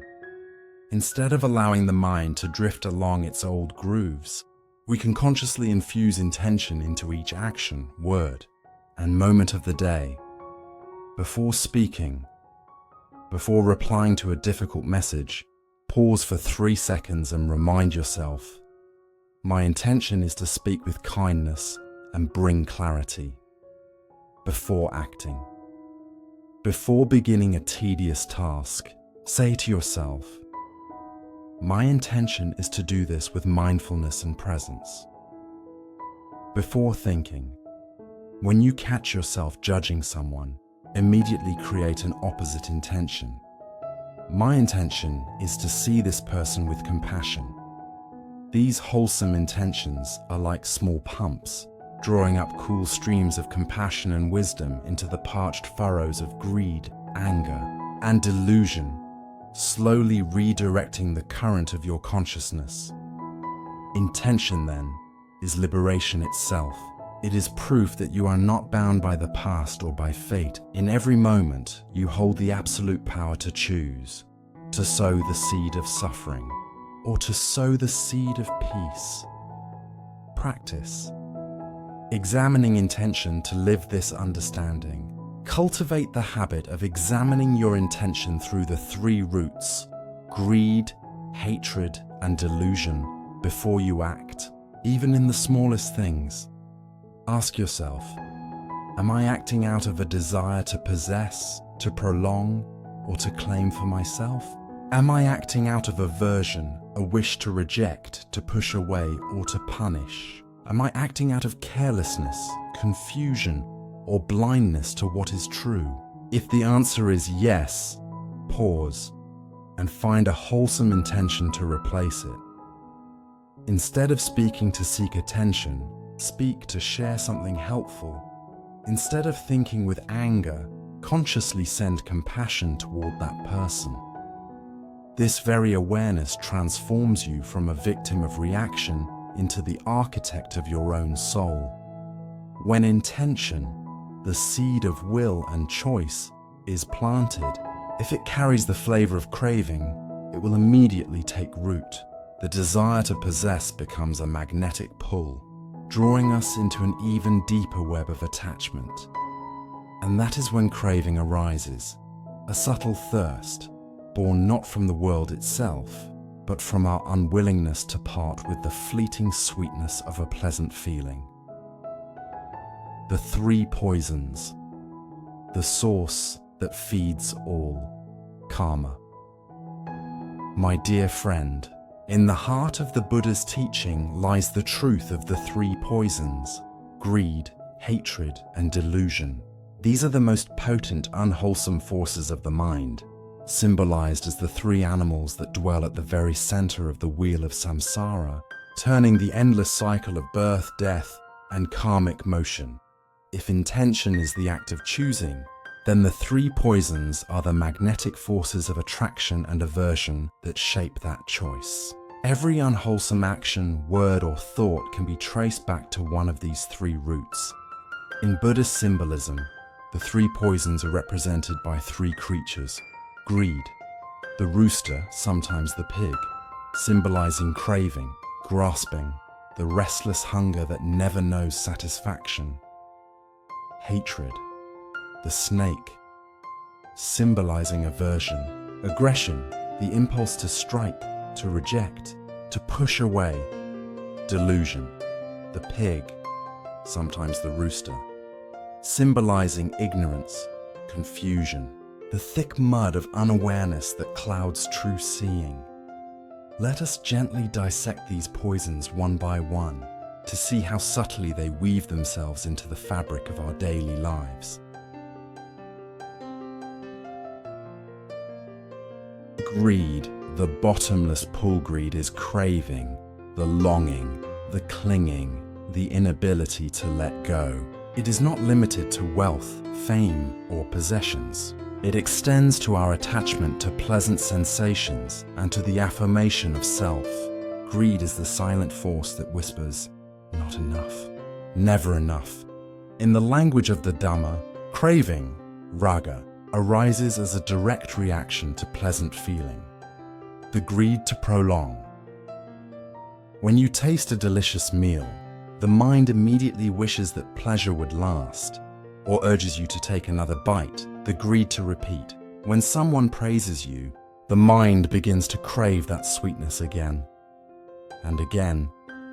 Familiar example, the spotlight's glow. Imagine you post a photo on social media and receive 1,000 likes. Pleasant feeling, a surge of pride, a wave of dopamine, a soft sense of joy. Craving. The mind instantly decides, "I must keep this feeling alive." You find yourself checking again every few minutes. The karma of greed. You begin to post only what others will like, not what feels true to you. Slowly, you become trapped in the pursuit of external validation, losing touch with your own inner freedom. The very craving to preserve what is impermanent is what gives birth to powerful karmic momentum, a force that drives us to act, to grasp, to cling. Greed turns us into servants of the very things we wish to possess. Hatred, dosa, the inner fire. Hatred is resistance, aversion, irritation, and ill will. It is the mind's raw and forceful reaction when it meets unpleasant feeling. From discomfort to resentment. Hatred is the effort of the mind to push away what is. It demands that the world conform to its will, and when life refuses, the fire flares up. Outward, hatred, anger toward others, the person who disappoints you, the chaos of traffic, the unruly weather. Inward hatred, anger toward yourself, self-criticism, guilt, and rejection of your own body. A familiar example, the street of anger. You're in a hurry and the car ahead crawls along. Painful feeling. Tension tightens your chest. Anxiety rises. Anger. The mind cannot accept this delay. It chooses to resist. The karma of anger forms. This driver is so inconsiderate. Or, "They're wasting my time." Karmic action. You honk, mutter curses, or weave dangerously through traffic. The Buddha's teaching on hatred. Among all poisons, anger burns the hottest. To be angry is like holding a burning coal, intending to throw it at another. The one who is burned first is you. Delusion. moha, avidya, the darkness of ignorance. Delusion, or avidya, is the deepest root, the darkness that veils the Four Noble Truths. It is not a lack of worldly knowledge, but a blindness to the true nature of self and reality. Delusion makes us mistake impermanence for permanence, clinging to relationships, careers, or health as though they will last. Suffering for happiness, chasing fleeting pleasures and mistaking them for true joy. Non-self for self, believing there is a solid, separate I that must be protected and fed. A familiar example, the illusion of perfection. You scroll through social media and see the seemingly flawless lives of others, a parade of curated happiness. Neutral feeling. You feel flat, slightly bored. Delusion. You mistake happiness for a life without any trace of discomfort, forever pleasant and complete. Karma of delusion. You begin to compare, to judge yourself, and to chase after things outside you to fill an imagined void. Delusion is the glue that binds greed and hatred. Because we are blind to the impermanence of pleasure, we crave to keep it. Because we are blind to the nature of non-self, we grow angry when that self feels threatened. The life cycle of the three poisons, the waters that nourish karma. You see, the three poisons are not separate entities. They form a closed system, a self-sustaining circuit that continually irrigates and feeds unwholesome intention. Delusion, ignorance, ever present. It gives rise to the illusion of I must be happy, I must be safe. Pleasant or painful feeling. When pain arises, the imagined I feels threatened and reacts with hatred, aversion. When pleasure arises, that same I wants to keep it forever and responds with greed, attachment. Mental intention, karma of the mind. Greed and hatred become the engines that drive you to speak or act unwholesomely, to manipulate, to deceive, to protect your fragile sense of self. Karmic habit. These unwholesome actions carve new grooves in the mind, deepening the very poisons that created them. Thus, the three poisons are the living waters that nourish karma, the primal energy that keeps the wheel of suffering turning, life after life. And if the three poisons are the roots of suffering, then the path of liberation lies in cultivating their opposites, the three roots of wholesomeness, the pure forces that counteract them, transforming the three poisons, planting the seeds of wholesomeness. The path of liberation does not lie in suppressing or denying our inner poisons, but in transforming them into wholesome qualities. Each time a poison arises within us, it is not a failure, but an invitation, a chance to practice, to plant a new seed of awakening. When greed arises, when the mind clings, craves, or hungers for more, pause for a moment. Instead of chasing after the desire, practice letting go. Offer something instead, a small gift, a kind word, or simply a few minutes of your undivided attention. Each act of giving is a practice of joyful generosity, reminding us that freedom is not found in possessing more, but in being content and willing to share. When anger arises, when resistance, frustration, or hurt fills the heart, choose another way, the way of compassion. Rather than feeding inner criticism, silently send a wish of peace to the one who has stirred your irritation. May they be safe, may they be at ease. This simple act, though quiet and unseen, holds immense power. It breaks the chain of reactivity and opens a space for understanding and kindness to grow. When ignorance arises, when the mind wanders in confusion, anxiety, or illusion, return to mindfulness. Stop and follow your breath. Feel it entering and leaving your body, the living rhythm of this very moment.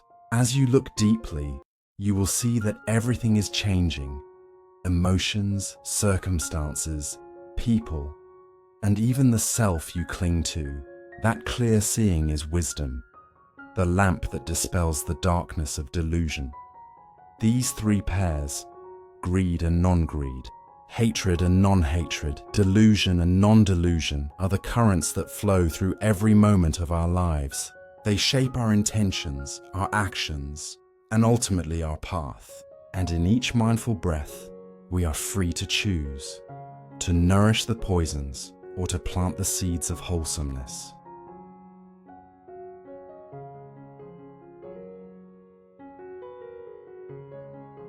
Transforming the three poisons into seeds of awakening.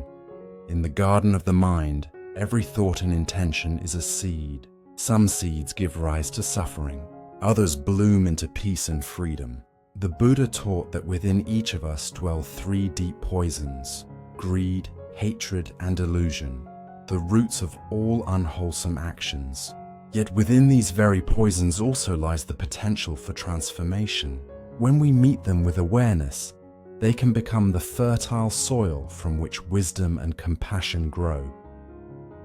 Greed is the grasping mind, the constant wanting, holding, and reaching.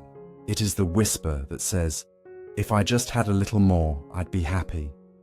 To transform greed, we practice non-greed or letting go. Whenever you feel the urge to acquire or keep more, pause for 5 seconds. Instead of taking, offer something, a kind word, a bit of your time, or a small act of generosity. This simple gesture of joyful giving softens the grip of desire and reminds you that true abundance is born from contentment and sharing. Hatred is the fire of aversion, the resistance that arises when life does not meet our expectations. It manifests as irritation, blame, and the wish to push away what we dislike. To transform hatred, we cultivate loving kindness and compassion. When you notice anger arising towards someone, refrain from feeding the flames of judgment. Instead, silently offer a blessing. May you be safe. May you find peace. This quiet act of compassion dissolves the boundaries between self and other. In wishing peace for another, we restore peace within ourselves. Delusion is the mist that clouds our vision, the ignorance that forgets the truth of impermanence. It is the confusion that makes us chase illusions and mistake fleeting pleasure for lasting joy. To transform delusion, we return to mindfulness and clear seeing. When the mind drifts into worry or fantasy, come back to your breath. Feel the gentle rhythm of inhaling and exhaling. See how every moment arises and passes away. This insight, that all things are impermanent and interdependent, is the light of wisdom that dispels the darkness of confusion. These three practices, letting go, compassion, and mindfulness, are the medicine for the three poisons. Each moment of awareness is an opportunity to choose differently, to plant a wholesome intention where an unwholesome one once was. In this way, our daily life becomes a field of practice. Every craving, every spark of anger, every moment of confusion can be transformed into the very path of awakening. One mindful breath, one kind thought, one act of letting go at a time. Concentration. The power of singleness concentration, known in Pali as samadhi, or right concentration in the Noble Eightfold Path, is the art of gathering the scattered mind and anchoring it firmly upon a single object. It is the stillness that arises when the mind no longer wanders from one thought to another, but abides serenely, unwavering and clear. To concentrate is to bring the mind home, to allow it to rest, stable and steadfast upon what is before it. This is the essence of tranquility, a state where the mind is free from the 5 hindrances: desire, ill will, sloth and torpor, restlessness and remorse, and doubt. The function: concentration generates power. Imagine a magnifying glass gathering sunlight into a single focused beam. When light is dispersed, it warms nothing, but when focused, it burns with tremendous energy. So too with the mind. When scattered, it is weak and confused. When gathered, it becomes luminous, sharp, and capable of profound stillness.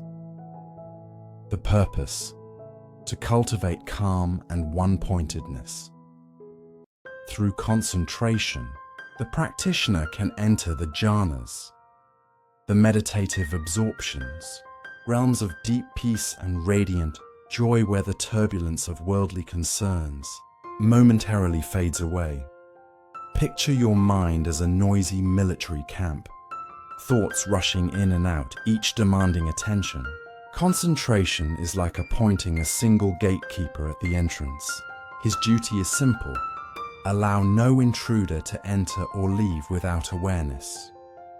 You choose your breath as the object of focus. Whenever thoughts about work, worries, or pleasant memories arise, the gatekeeper gently turns them away.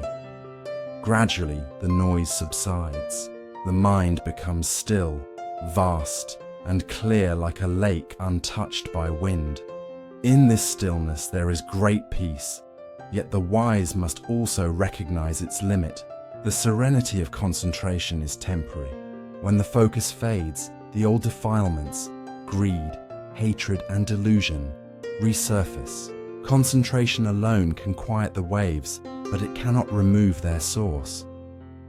Still, this quieting is not in vain. Like calm water reflecting the moon, a concentrated mind reveals truth more clearly. It prepares the ground for insight, where understanding cuts through ignorance and uproots the very causes of suffering. Thus, concentration is the power of singleness, a still flame in the winds of distraction, guiding us from chaos to calm, from restlessness to radiant awareness. Mindfulness, the light of knowing. Mindfulness is the capacity to recognize, to be aware, and to stay present with what is happening right now without labeling, without judging, and without reacting. The Buddhist perspective, mindfulness is pure observation, the clear awareness that is free from attachment or resistance. It is the act of remembering to remain awake to the living experience of body, feelings, mind, and reality itself. Function. Mindfulness brings wisdom and clarity. It is like switching on a light in a dark room. The light does not chase away the objects. It simply reveals what is already there, the true shapes and textures of everything that exists, even those we might prefer not to see. Craving, anger, and ignorance. Purpose: to awaken insight, the deep understanding of impermanence, suffering, and non-self, the universal truths of life. If concentration is the gatekeeper who guards the door of the mind, mindfulness is the silent camera that records everything that passes through the gate.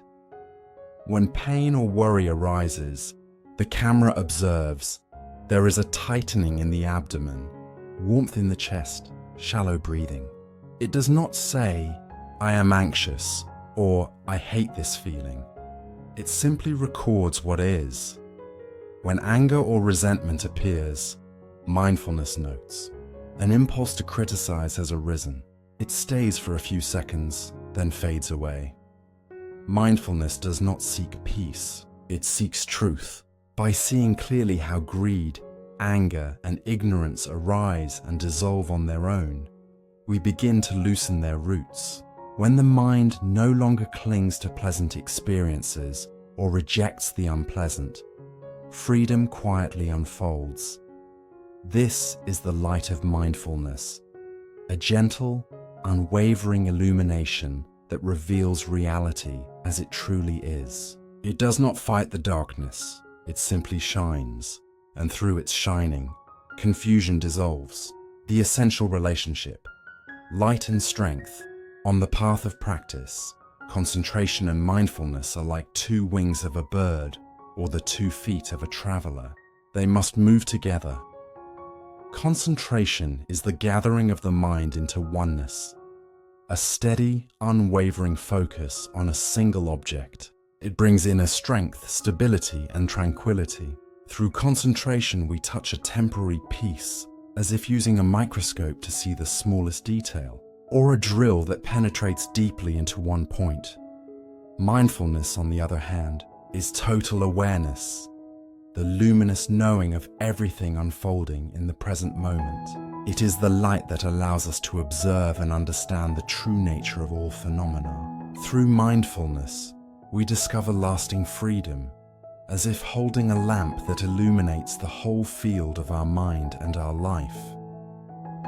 If concentration grants stillness, mindfulness grants awakening. When the two work in harmony, the mind becomes both steady and bright, the very foundation of wisdom and inner freedom.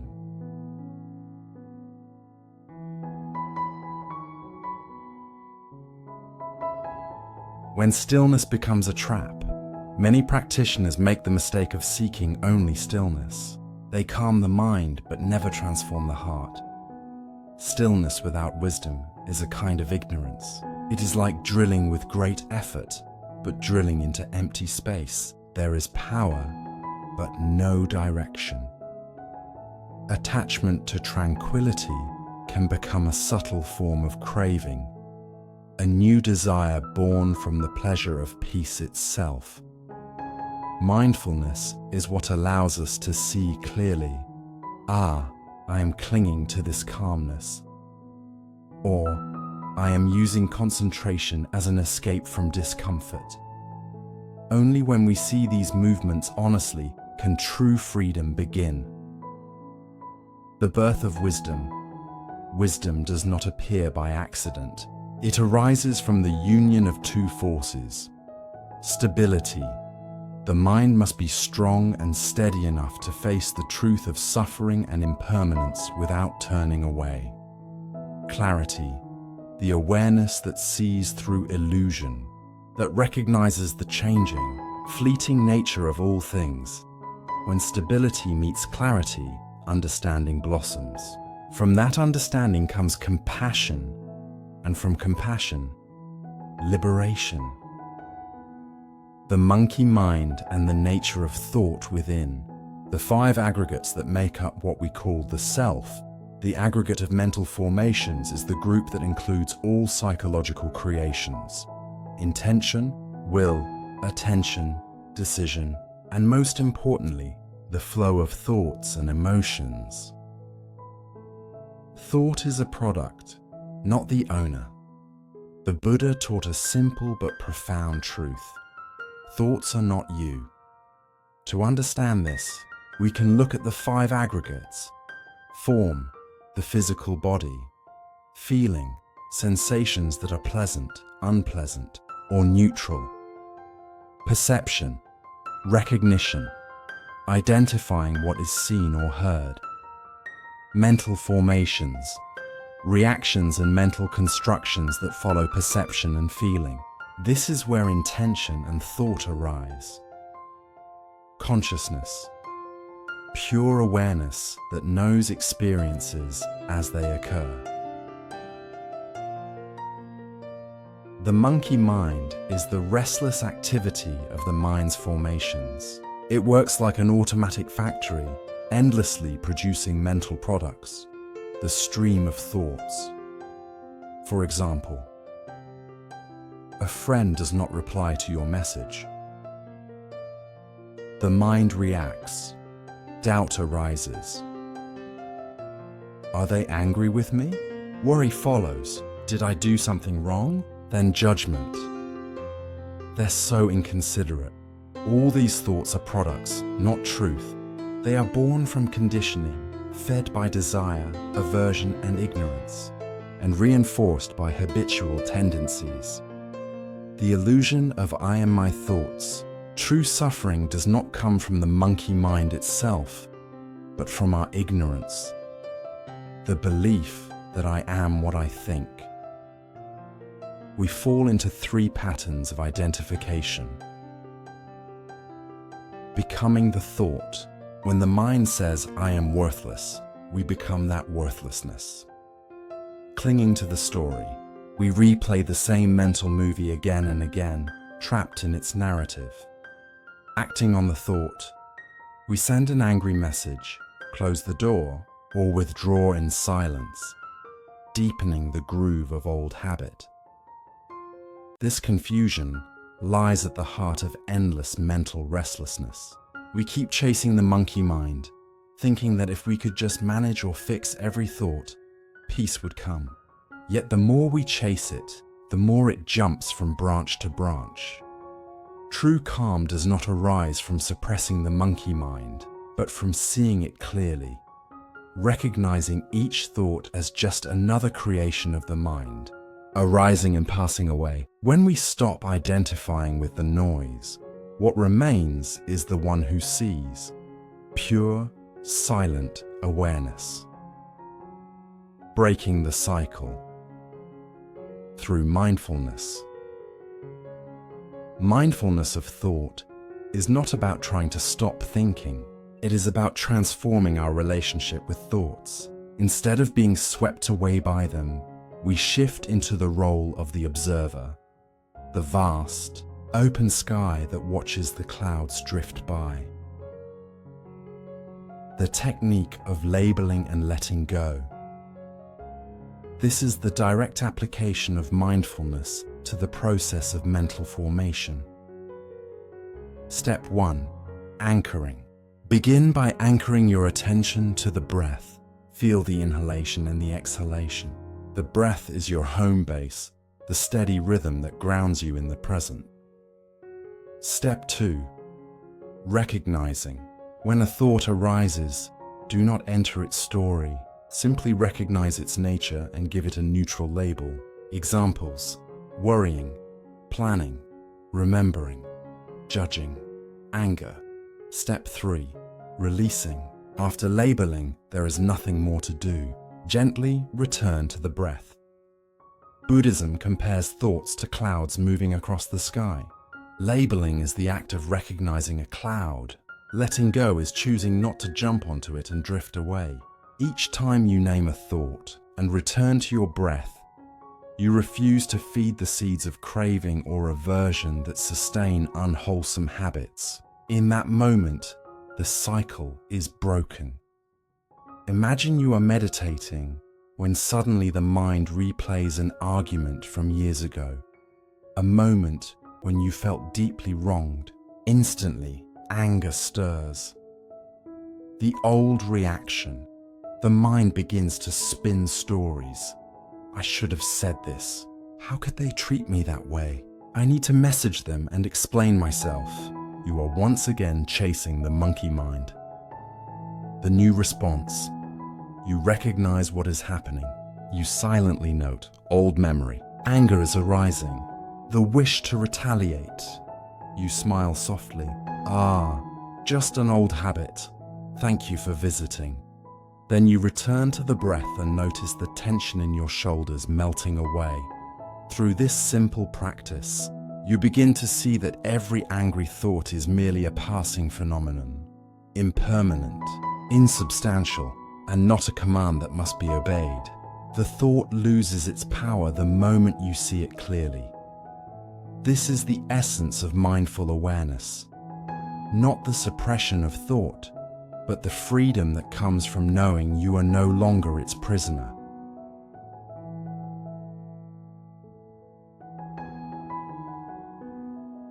The flow of transformation. From mindfulness to wisdom taming. The restless monkey mind does more than bring peace. It opens the direct path to wisdom, the deep seeing that perceives the laws of impermanence and selflessness. Wisdom that sees the unreality of thought.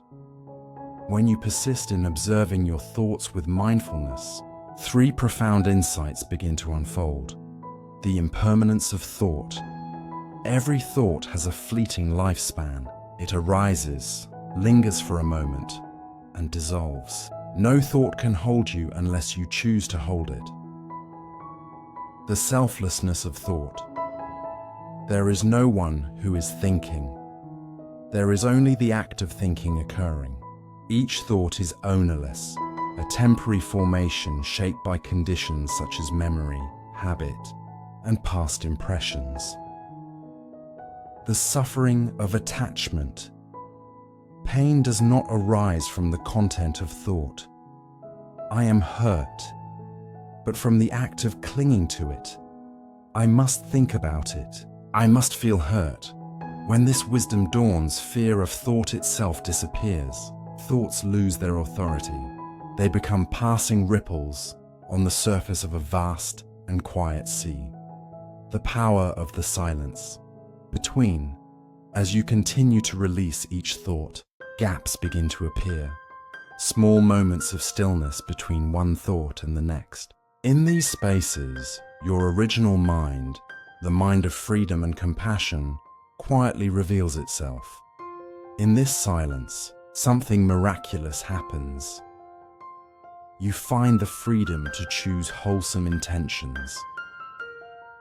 You can experience feelings without grasping at them.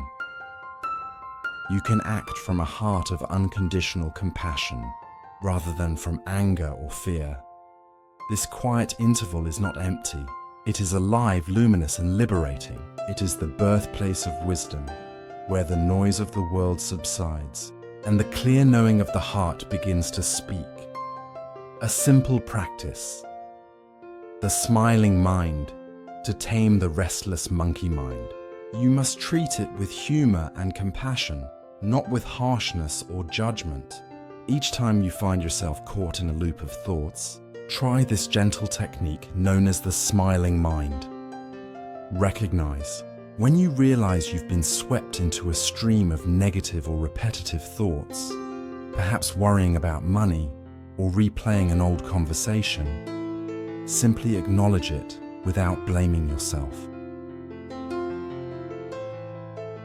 Give it a playful name. Instead of labeling it worry or anger, give it a light, friendly name, something that makes you smile. Maybe call it Mr. Accountant Monkey if it's about money, or Lady Lionheart if it's about anger. Breathe and smile. Take a deep breath in, and as you exhale, smile softly. Smile at the thought as if you were watching a child caught up in their own little drama. Offer kindness. Silently say, "Thank you for reminding me, but it's time to rest now."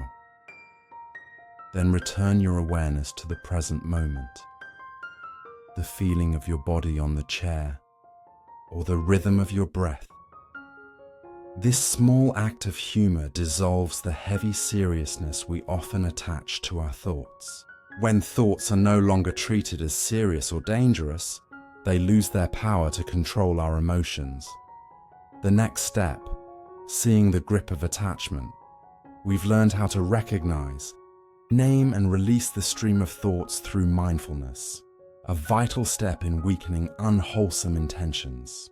Yet there remains a deeper, more tenacious force within the mind, grasping, the invisible hand that clings to what has already been seen as impermanent. Grasping is the final link in the chain of dependent arising, the subtle psychological act of turning a passing experience into something we believe is mine.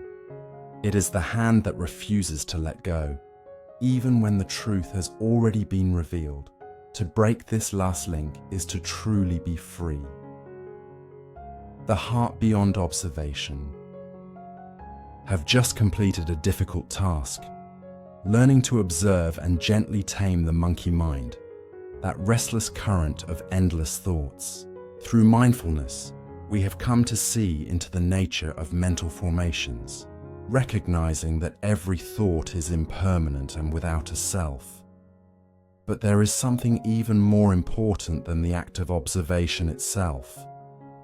It is the heart you bring into that observation. You can be like a cold scientist dissecting each emotion and thought with precision, yet without love and understanding. that freedom becomes dry and lifeless, even turning into a new kind of attachment. The attachment to being unattached. To truly heal the roots of greed, anger, and delusion, and to mend the deepest wounds of the heart, we must cultivate two luminous states of mind that the Buddha taught: loving kindness and compassion. These are not mere emotions or moral ideals. They are profound spiritual forces capable of softening the hardest places within us and bringing wholeness to the inner world. Metta, the light of unconditional love, in Pali. Metta is often translated as loving kindness or goodwill, the sincere wish for all beings to live in peace and happiness. Love as pure as water Buddhism makes a clear distinction between metta and ordinary love, prema, which is often tainted by craving and attachment. Ordinary love is like a candle. It gives light, but must be guarded carefully from the wind. It flickers when conditions change and often carries hidden terms. I love you, as long as you make me happy. Metta, however, is like sunlight, radiant, boundless, and unconditional. It shines upon everything without asking for anything in return, and its warmth never runs out. Function. Metta is the most powerful antidote to anger and ill will. When your heart is filled with loving kindness, there is no room left for hatred. Scope. Metta begins with yourself, extending gentle kindness to your own being, and then gradually expands to include loved ones, neutral people, and even those who have caused you pain. Turning loving kindness inward before sending metta out into the world, you must begin with yourself. We often find it easy to forgive others, yet we can be merciless toward our own mistakes. A familiar moment. Facing failure. Imagine you've made a serious mistake at work or in a relationship. The old reaction, the monkey mind, immediately begins to shout, "You're useless. You can't do anything right." This is anger turned inward, a form of self-hatred fed by the illusion of a perfect self that never errs. The new response. You pause mindfully and replace the harsh voice with one of loving kindness. May the part of me that made this mistake be at peace. May I be free from this harsh judgment. Metta is not about accepting weakness. It is about accepting our humanity. It creates a safe inner space where mistakes can be seen clearly without fear or defense. Only when you love yourself unconditionally can you find the strength to truly change. Karuna. Compassion as a response to suffering. Metta is the wish for happiness, a proactive desire to prevent problems before they arise. Then karuna is compassion, the heartfelt wish for all beings to be freed from suffering, addressing the pain that already exists. Karuna can be understood as a subtle, sensitive reaction to dukkha, the suffering of others or our own. It is not pity, which often carries an unspoken sense of superiority. True compassion is a deep empathy, a recognition that all of us face the challenges and hardships of life. The function of karuna is to inspire skillful action. It motivates us to overcome indifference and attachment to our own comfort, opening our hearts to help others. Unlike attachment or desire which binds us emotionally, karuna allows us to witness the suffering of others, wish for its cessation, and still maintain the calm and clarity needed to act effectively without being swept away by their emotions. The most challenging moments to practice karuna arise when we encounter those who have hurt us or behave negatively. For instance, imagine receiving a harshly critical email from a colleague. Your old reaction might be anger, perceiving them as an enemy, focusing on the injustice, and craving retaliation. Karuna offers a new response. Through mindfulness, you let go of anger and shift your attention to compassion. You ask yourself, what suffering led this person to act with such anger? How are they hurting? When you recognize that their harmful actions are not directed at yourself, but are the result of their own karma, their entanglement in a restless mind, your anger dissolves. Compassion allows you to see that those who hurt others are often the ones suffering the most. Karuna does not excuse wrongful actions, but it frees you from resentment and grants you the strength to respond with wisdom rather than emotion.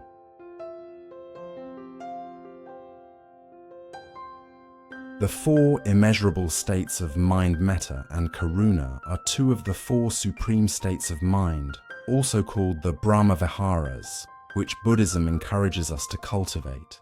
These states expand the mind infinitely, free from limitation. Each state has its meaning, its opposing tendencies, and its role in spiritual practice. Metta, loving kindness, the wish for all beings to experience happiness. Its antidote is anger. Cultivating metta creates a safe foundation in life, helping us approach the world without fear. Karuna, compassion, the wish for all beings to be freed from suffering. Its antidote is violence. Karuna motivates us to act with kindness and skillful deeds. Mudita, sympathetic joy, rejoicing in the success and happiness of others. Its antidote is jealousy. Mudita frees us from attachment to competition and comparison, allowing genuine joy in others' well-being. Upekkha, equanimity, maintaining calm and balance through life's ups and downs. Its antidotes are attachment and indifference. Upekkha cultivates wisdom, helping us respond to life with clarity rather than being swept away by emotion. Together, these four immeasurable states guide the heart toward boundless openness. They are not just ideals, but practical tools for inner freedom, enabling us to live with greater love, empathy, joy, and clarity. The core lesson, the practice of metta and karuna, is, at its heart, the cultivation of the three pure roots: freedom from greed, hatred, and delusion. In doing so, we directly dry up the poisonous sources of the mind, the three poisons that we explored earlier. Metta, freedom from hatred, reduces anger and hostility.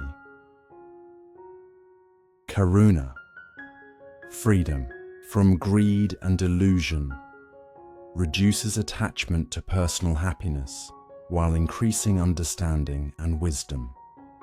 By practicing the four immeasurable states of mind, you are continuously generating wholesome intentions, replacing old karmic patterns born from greed and desire. Each moment of sincere practice transforms your mind, gradually steering it toward compassion, clarity, and genuine freedom. A small lesson for immediate practice: the listening to the wound. Technique healing begins when you stop fighting against yourself. You can apply metta and karuna to a difficult mental state you're experiencing, such as anxiety, procrastination, or fatigue. The listening to the wound. Technique: mindfulness and grounding.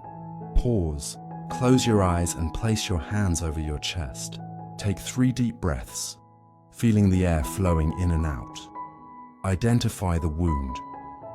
Notice where the suffering manifests in your body: tension in your shoulders, heaviness in your stomach, and give it a name.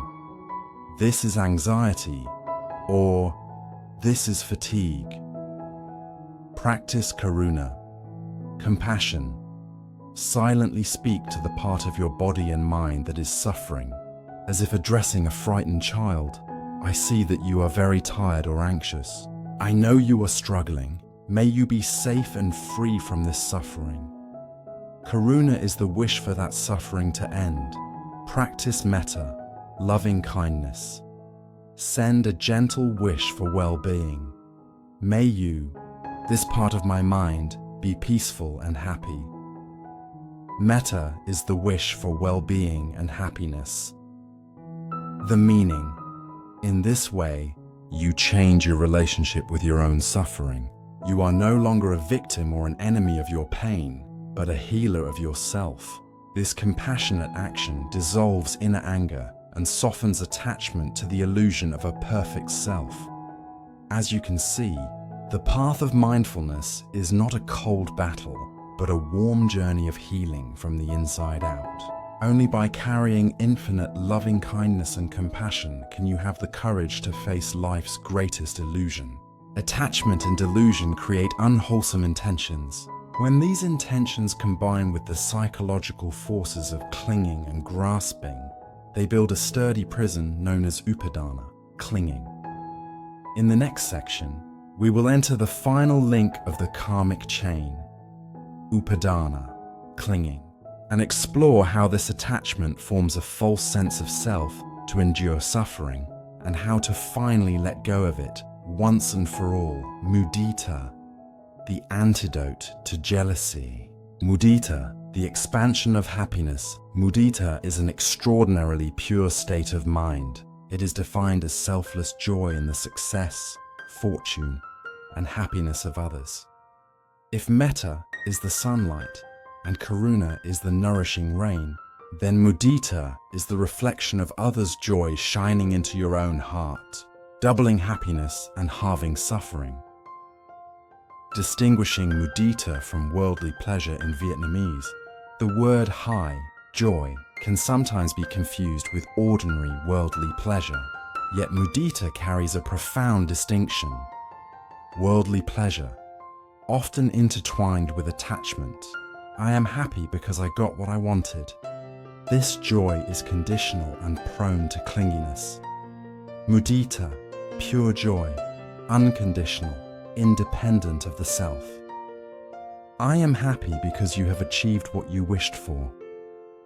This joy is completely free and does not generate suffering. Mudita is the only true antidote to jealousy. Why?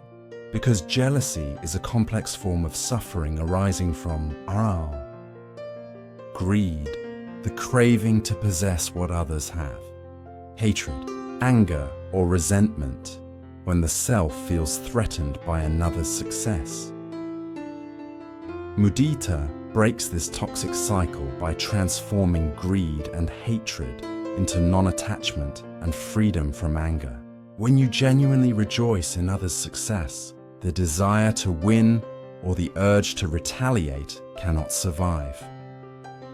The scarcity trap. The root of jealousy lies in the false belief that happiness and success are limited resources. This delusion makes us think, if they succeed more, I will lose some opportunity, or if the light shines on them, there will be less light for me.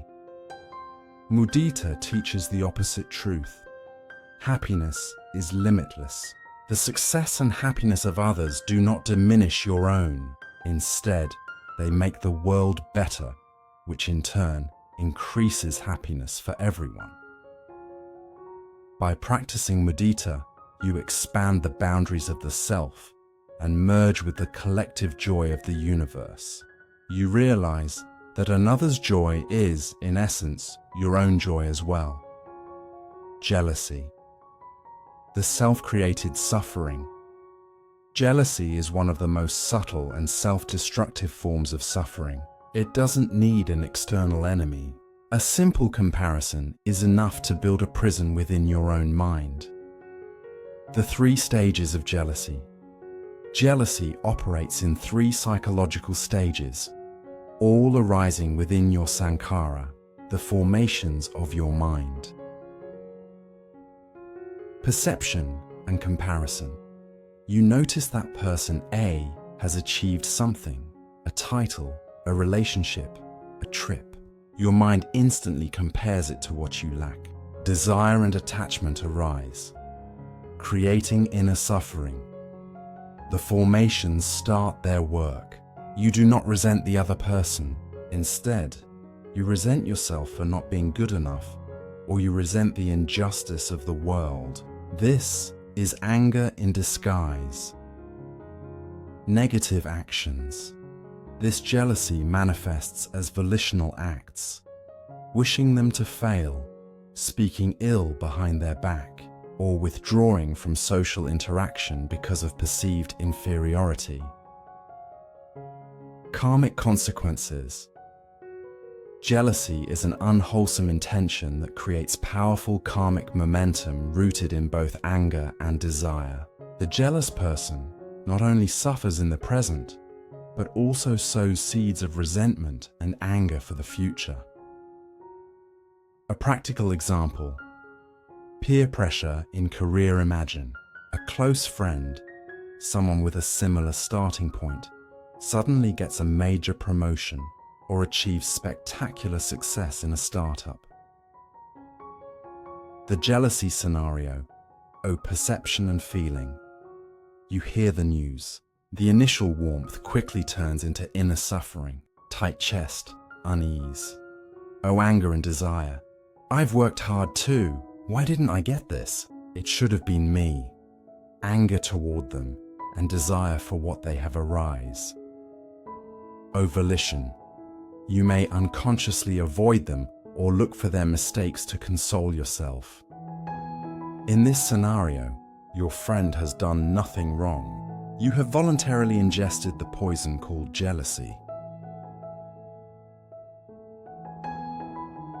The liberating power of mudita practicing.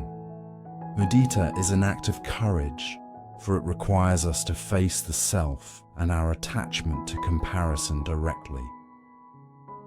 Mudita as proof of non-self. When you genuinely rejoice in another's happiness, it demonstrates that the boundary between I and you is merely an illusion. If there were a fixed self, it would feel threatened by another's success. Without a fixed self, embracing the truth of non-self, happiness is simply arising somewhere in the flow of all phenomena. Why not celebrate it? Mudita represents the highest expression of compassion. It says, I not only wish you happiness, but I also possess enough purity of heart to enjoy your happiness as if it were my own. Mudita as the ultimate connection in the scriptures. Practicing metta is described as a mother wishing the best for her only child. Mudita goes even further. It is like a wealthy father seeing all of his children sharing in the family inheritance. There is no need to compare or differentiate. He simply rejoices that his entire family prospers. This connection creates a positive feedback loop. For the recipient, they feel loved, supported, and motivated to act skillfully. For the practitioner, the mind is freed from comparison, becoming light, expansive, and at peace. Mudita dissolves the walls of the self, transforms jealousy into joy, and opens the heart to the infinite happiness that surrounds us. A small lesson for immediate practice. The joy mirror. Technique. To transform the toxin of jealousy into boundless joy. You can use a simple technique to work directly with your intentions. The joy mirror technique. Mindfulness and recognition. Whenever you notice yourself scrolling through social media, hearing the news, or encountering someone and feeling discomfort or a twinge of coldness in your heart, a sign of jealousy, pause and acknowledge it. Silently note, this is the feeling of jealousy or comparison arising. Give it a playful name. Assign a cute or humorous name to the part of your mind that is jealous, such as little gift-demanding girl or Mr. Nitpicker. Generate joyful intention. Actively replace the intention of anger and desire with an intention of joy. Silently wish for the other person. Oh, they have worked hard for this. May their joy multiply many times over. Oh, may this happiness spread to those around them. reflect the joy. Smile gently and try to feel a sense of joy in your body, even if it feels fake at first. Hold this feeling for 10 seconds. Let go. Then return your attention to your breath or current task.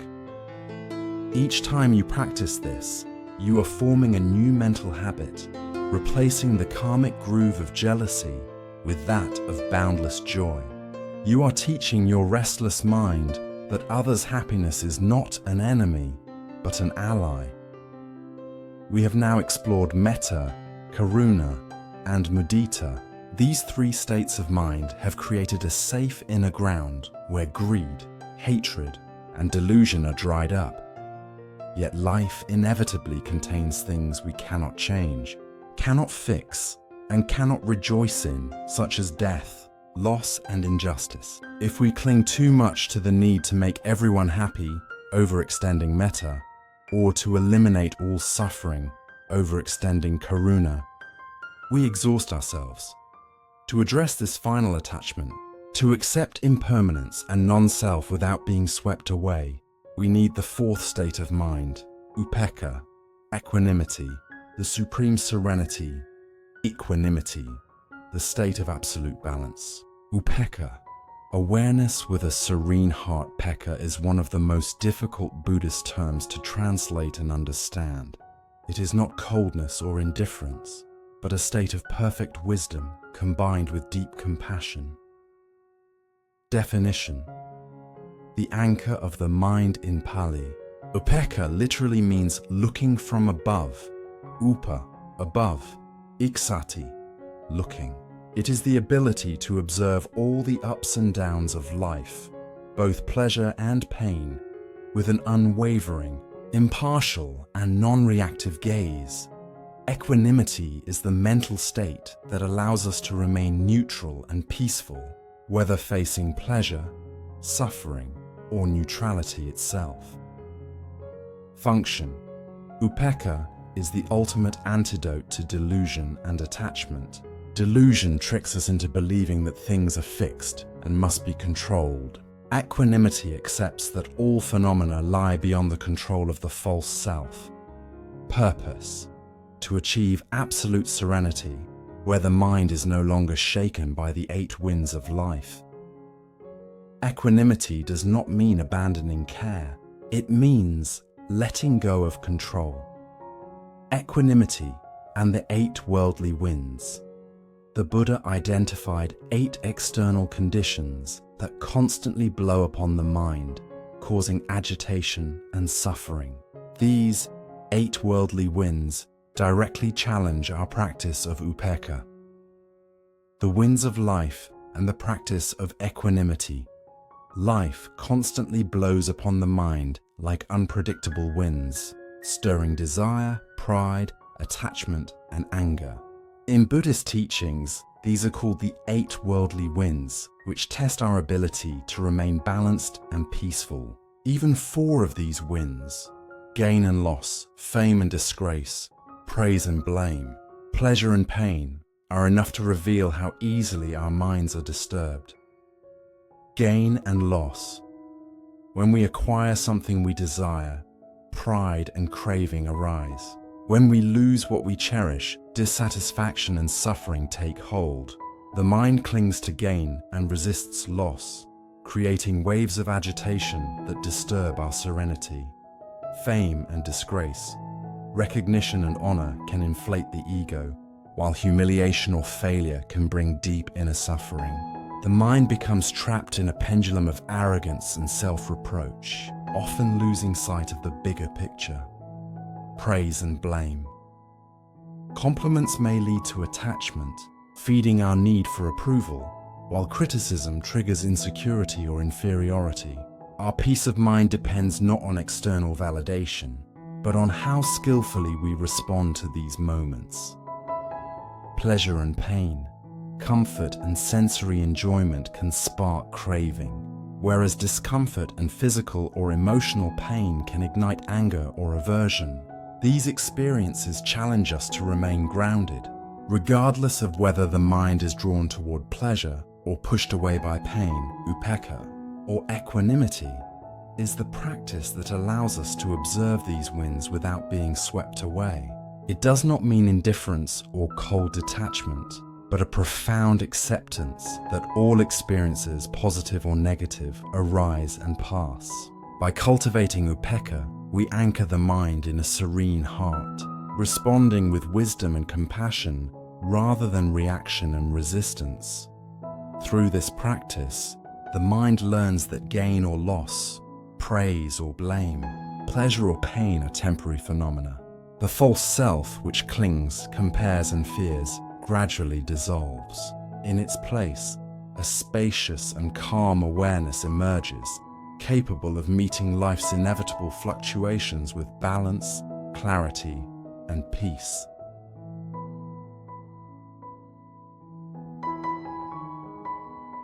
The practice of equanimity in daily life. People who lack equanimity are like dry leaves blown about by the 8 winds.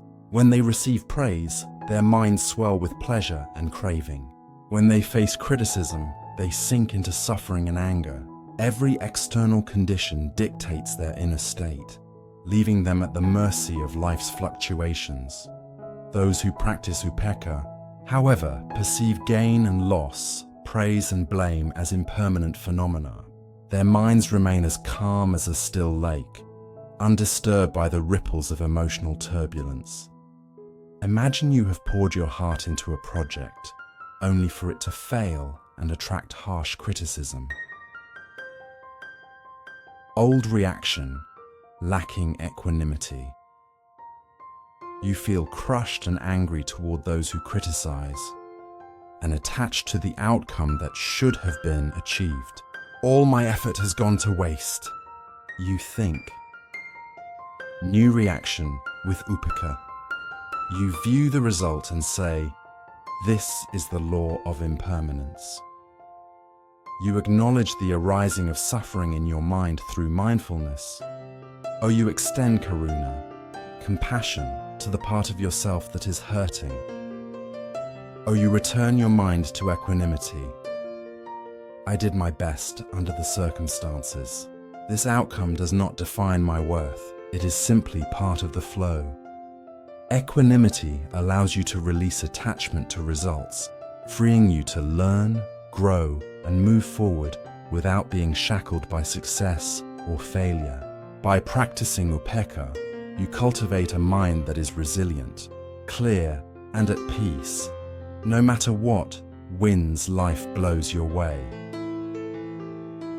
Equanimity, the liberating arm of compassion and empathy, upekkha, or equanimity, is not only the antidote to anger and craving, but also the element that completes metta, karuna, and mudita. It protects you from psychological burnout, allowing your heart to act with love and wisdom without collapsing under the weight of life's demands. Distinguishing equanimity from apathy, the greatest misunderstanding of upekkha is to equate it with coldness or indifference. Apathy, a lack of concern stemming from ignorance. I don't care because it doesn't affect me. This is the closing of the heart. Equanimity, deep care without attachment.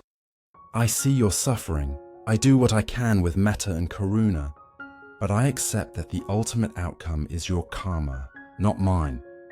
Example: the skilled physician, a good doctor, treats patients with compassion, but after doing all they can, they must let go. If the doctor clings too much, lacking equanimity, they collapse when a patient does not recover, becoming a second victim of suffering. With equanimity, the doctor remains calm.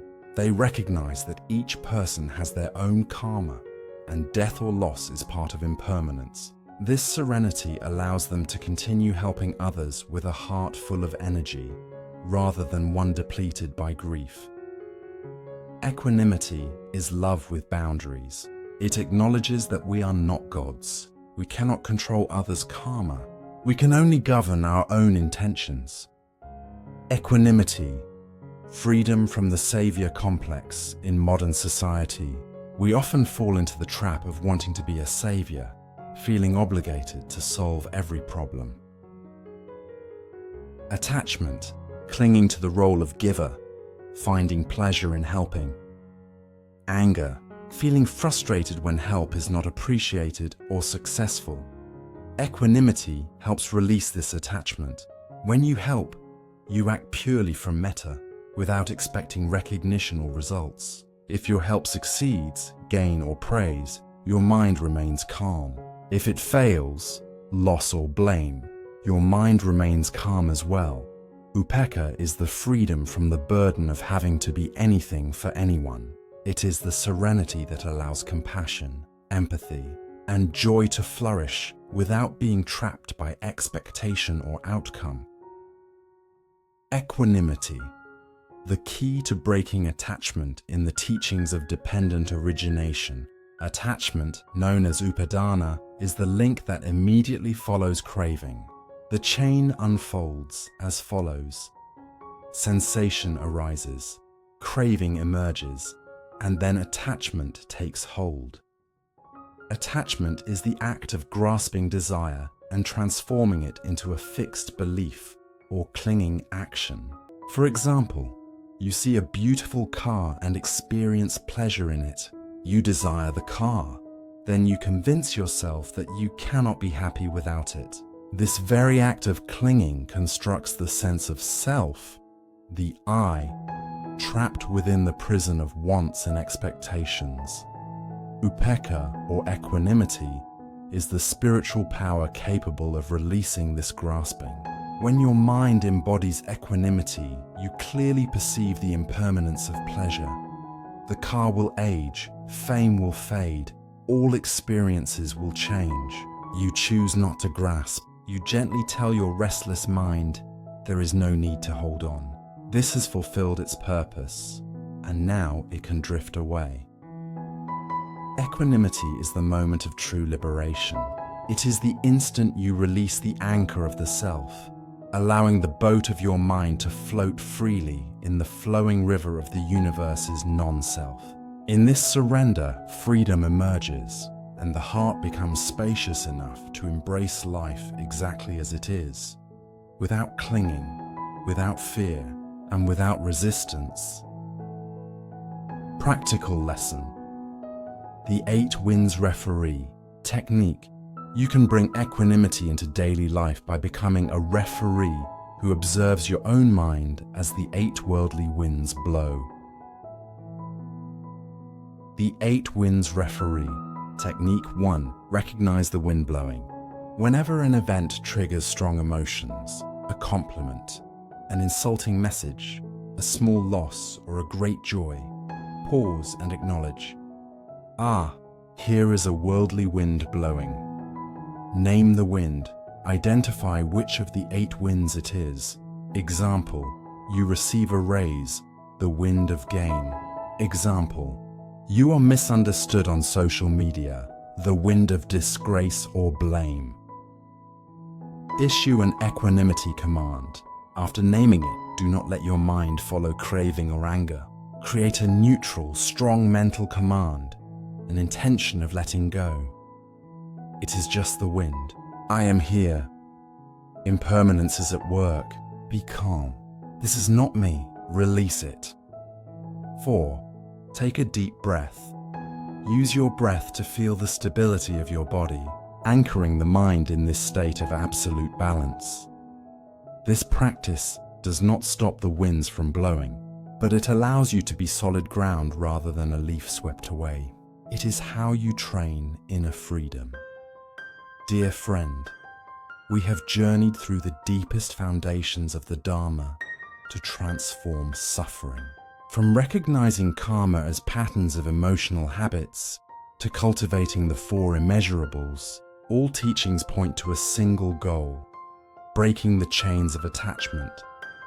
When you have cultivated mindfulness, concentration, and a stable mind of equanimity, the hands that have been tightly grasping everything in life will gradually open. Attachment, the clinging to self, will dissolve, leaving space for freedom, clarity, and peace. We have now laid a solid foundation for inner peace.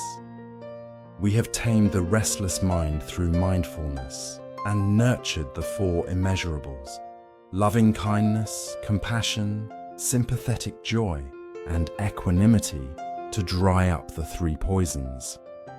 Everything we have done so far has been largely internal work, yet most of life unfolds externally through our interactions, our words, and our actions. If intention, satana, is the seed, then right action and right speech are the most direct acts of sowing and tending it. This is how the purity of our mind manifests in the world. This is the domain of Esla, morality in the Noble Eightfold Path, which we can call emotional ethics.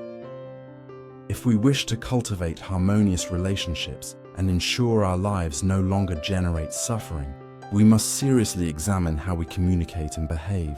The quality of our speech and actions directly shapes the karma we create, not only for ourselves, but for those around us.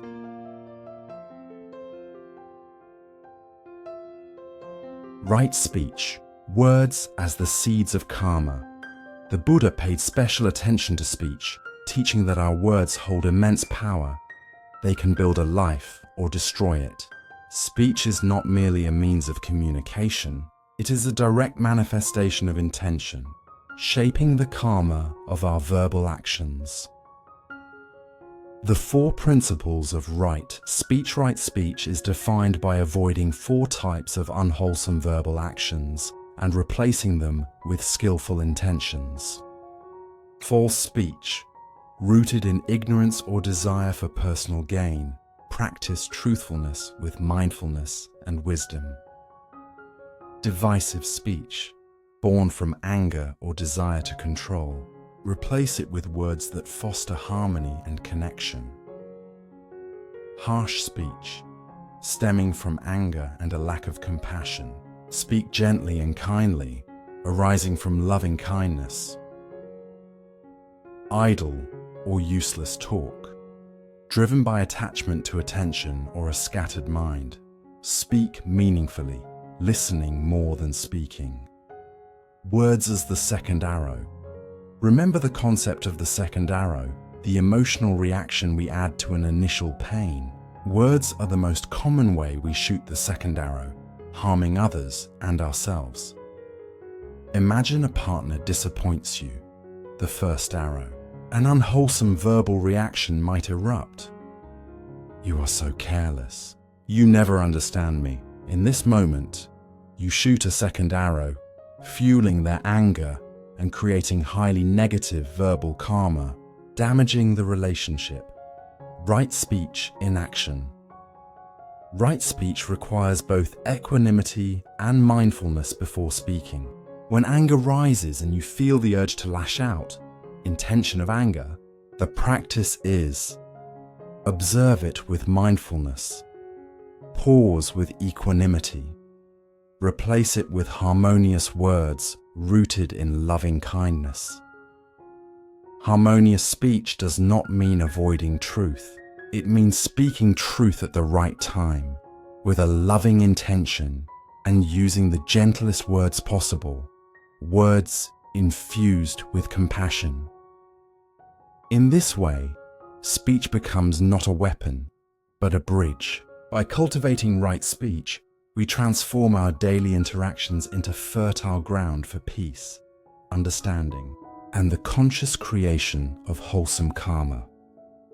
Right action, ethics in practice. Right action is the expression of our intentions in daily life, guided by purity of mind. It focuses on protecting and supporting life safety and the well-being of all beings. The three principles of right action. Right action is defined by avoiding three types of harmful bodily actions and replacing them with skillful intentions. Taking life, rooted in anger and lack of loving kindness. Practice protecting life, showing compassion and respect for all living beings. Stealing, born from greed and the desire for what is not rightfully ours. Practice generosity, giving freely without attachment. Sexual misconduct, arising from uncontrolled desire. Practice ethical relationships with fidelity, respect, and responsibility. Right action is not merely about refraining from wrongdoing. It is a proactive cultivation of goodness, expressing loving kindness, compassion, and generosity in everything we do. Non-harming in daily life, at the heart of right action, is non-harming. This principle goes beyond abstaining from killing. It means avoiding actions that harm the environment, property, or the dignity of others in any way. Consider the subtle power of small acts of kindness. In modern life, acts like taking a life are rare, but we often violate non-harming in small, overlooked ways, breaking promises, eroding trust. Careless work, harming shared efforts, or misappropriating others' time and resources. Littering or polluting, harming the environment. Practicing right action means applying mindfulness to every gesture. Before acting, what is my intention? Am I acting with awareness and care? While acting, what am I doing? Am I fully present? After acting, did this action cause harm in any form? Right action is living with compassion in each movement, recognizing that every act sends ripples of karma outward. By cultivating awareness and care in even the smallest deeds, we create a world that reflects the ethical and loving intentions of our hearts. The relationship between emotions and ethics. Why are right speech and right action so vital in mastering our emotions? 1. Moral discipline as a protective fence. Moral discipline, encompassing right speech and right action, is not a set of rigid religious rules. It is a protective fence for the mind, preventing the creation of additional suffering. When you speak harsh words, anger within you is reinforced. Those words amplify anger in the listener, which then reflects back, nourishing the root of anger in your own mind. Similarly, when you act with greed or steal, desire within you is strengthened. Observing moral discipline by practicing right speech and right action directly halts the outward spread of the three poisons. It cultivates calm and stability within the mind, laying the essential foundation for deep concentration and focus. Emotional honesty, right speech, demands more than merely avoiding lies to others. It calls for honesty with oneself about one's emotions. Suppressing emotions with phrases like "I'm fine," while turmoil brews inside, hides anger and creates inattention. True right speech allows for emotional honesty. "I'm feeling upset. I need a moment before we talk." This practice requires courage to live with the truth of our own feelings and to acknowledge the emotions of others. Such honesty prevents the small, unconscious deceptions of social niceties from clouding the mind. By speaking truthfully about our emotions, we stop the seeds of unwholesome intentions from taking root and allow clarity and wisdom to flourish.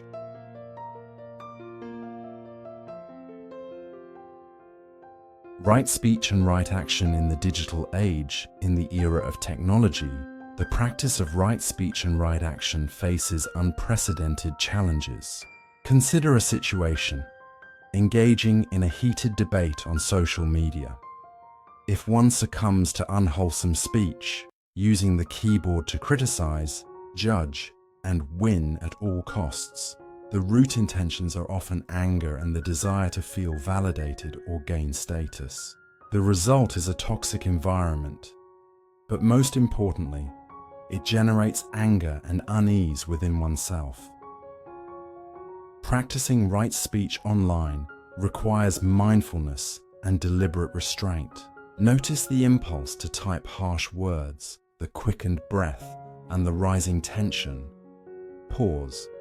Ask yourself, what is my intention? Am I causing harm unnecessarily? If you must speak, let your words arise from compassion and harmony. I understand your perspective, even if I do not agree. May we both seek the truth together. Words spoken in this way are gentle, non-divisive, and rooted in care. Maintaining right speech in digital interactions offers an ideal opportunity to apply the 4 immeasurables and the practice of equanimity in daily life. The 3-second pause technique. 2. Break the habitual patterns of unwholesome speech and action. Cultivate a mindful pause before responding. Trigger. Whenever a strong emotion arises, anger, desire, anxiety, and you feel compelled to speak or act impulsively, pause. This could be sending an angry email, lashing out verbally, or mindlessly scrolling. Command. Stop and silently say, 3-second pause. So observe. During these 3 seconds on 2nd 1, mindfulness. Notice the emotion and intention clearly. I am feeling angry. 2nd 2, equanimity. Accept the emotion and release attachment to the forthcoming action. This feeling is impermanent. I do not need to act on it. 2nd 3, compassion. Choose a new wholesome intention. I will speak or act with care and compassion. Act. Only take action once a wholesome intention has been established. Practicing this 3-second pause creates a space of wisdom between emotion and reaction, allowing you to plant seeds of positive karma instead of fueling suffering. Through this practice, we cultivate moral discipline, the foundation for a peaceful mind. The purity of speech and action becomes a living expression of refined intention, free from greed, anger, and delusion. Clinging and the roots of suffering. In the teaching of dependent origination, clinging follows immediately after craving. This link is crucial in the chain of experience: feeling, craving, clinging, becoming. Craving is the mind's tendency to prolong pleasure and avoid pain. It acts like a hook. Clinging is the act of grasping that hook, attaching it to oneself, and creating a sense of I that feels responsible for holding on to pleasure and resisting discomfort. Imagine holding a handful of wet sand. You feel its coolness and refreshing sensation. This is the feeling. You wish to keep that sensation forever. This is craving. You then squeeze your hand tightly around the sand. This is clinging. But no matter how hard you grip, the sand slips through your fingers. The coolness vanishes, leaving only tension, frustration, and pain in your hand. That tight grip represents clinging. In life, we grasp opinions, status, relationships, even our own suffering. This very grasping is the root of much of our pain. The Buddha identified 4 types of clinging, but 2 are particularly prevalent and perilous in modern life, as they generate tension in social interactions. Clinging to views, dittupadana. This is the attachment to one's own opinions, beliefs, or perceived truths. It manifests as, I know this is right, and you are wrong, or the world must operate the way I think. The consequence is conflict, disputes, and social isolation. When we cling to a view, we convert it into part of our identity. Any challenge to that view becomes a perceived attack on the self. Buddhism teaches that all views are products of conditions and causes, experience, education, culture. They are impermanent and not self. By applying mindfulness and equanimity, we can observe our views as passing formations, not battles to be fought. Clinging to precepts, slabatupadana. This is attachment to form, rules, rituals, or the perfection of one's practice or ethical behavior. It appears as thoughts like, I must always be positive, I must never feel anger, or I must meditate 60 minutes daily, otherwise I fail. This is psychological perfectionism.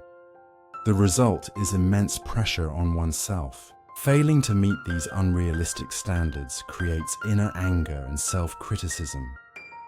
Buddhism teaches that precepts, concentration, and wisdom are skillful means, not ends in themselves. The goal is liberation, not perfection. Compassion is the antidote to clinging to perfection.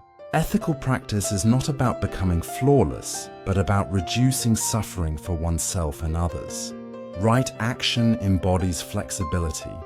One upholds precepts to maintain a pure mind but does not cling to rigid form. Mistakes are embraced as opportunities to practice compassion and equanimity. Clinging, whether to views or to practice, is the subtle yet powerful force that traps us in suffering. By seeing it clearly and applying mindfulness, compassion, and non-attachment, we can loosen the grip and open space for freedom, understanding, and peace.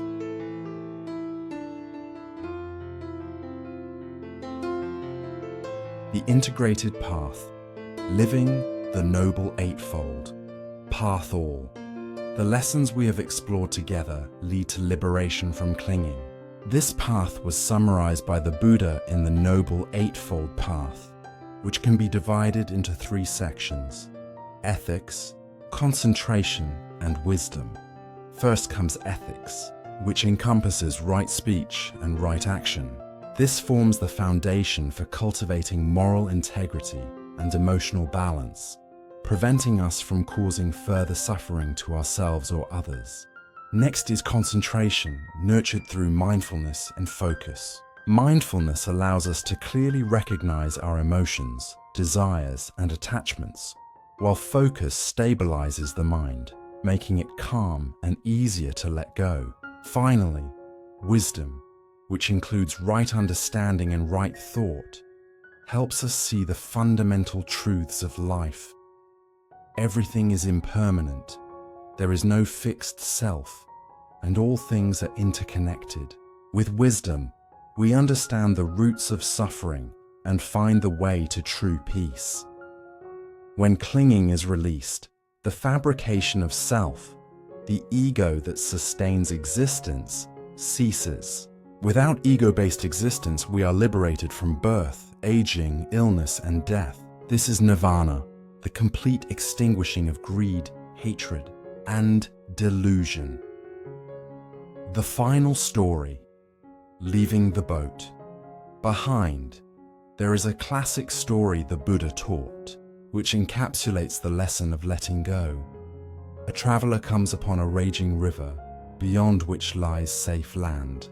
He gathers wood, leaves, and rope, and works diligently to build a sturdy raft.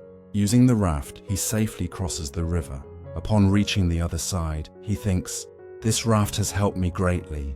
I cannot leave it behind. I must carry it on my shoulders to honor it or to use it for the next river." The Buddha asks, "Is that wise?" The lesson is clear.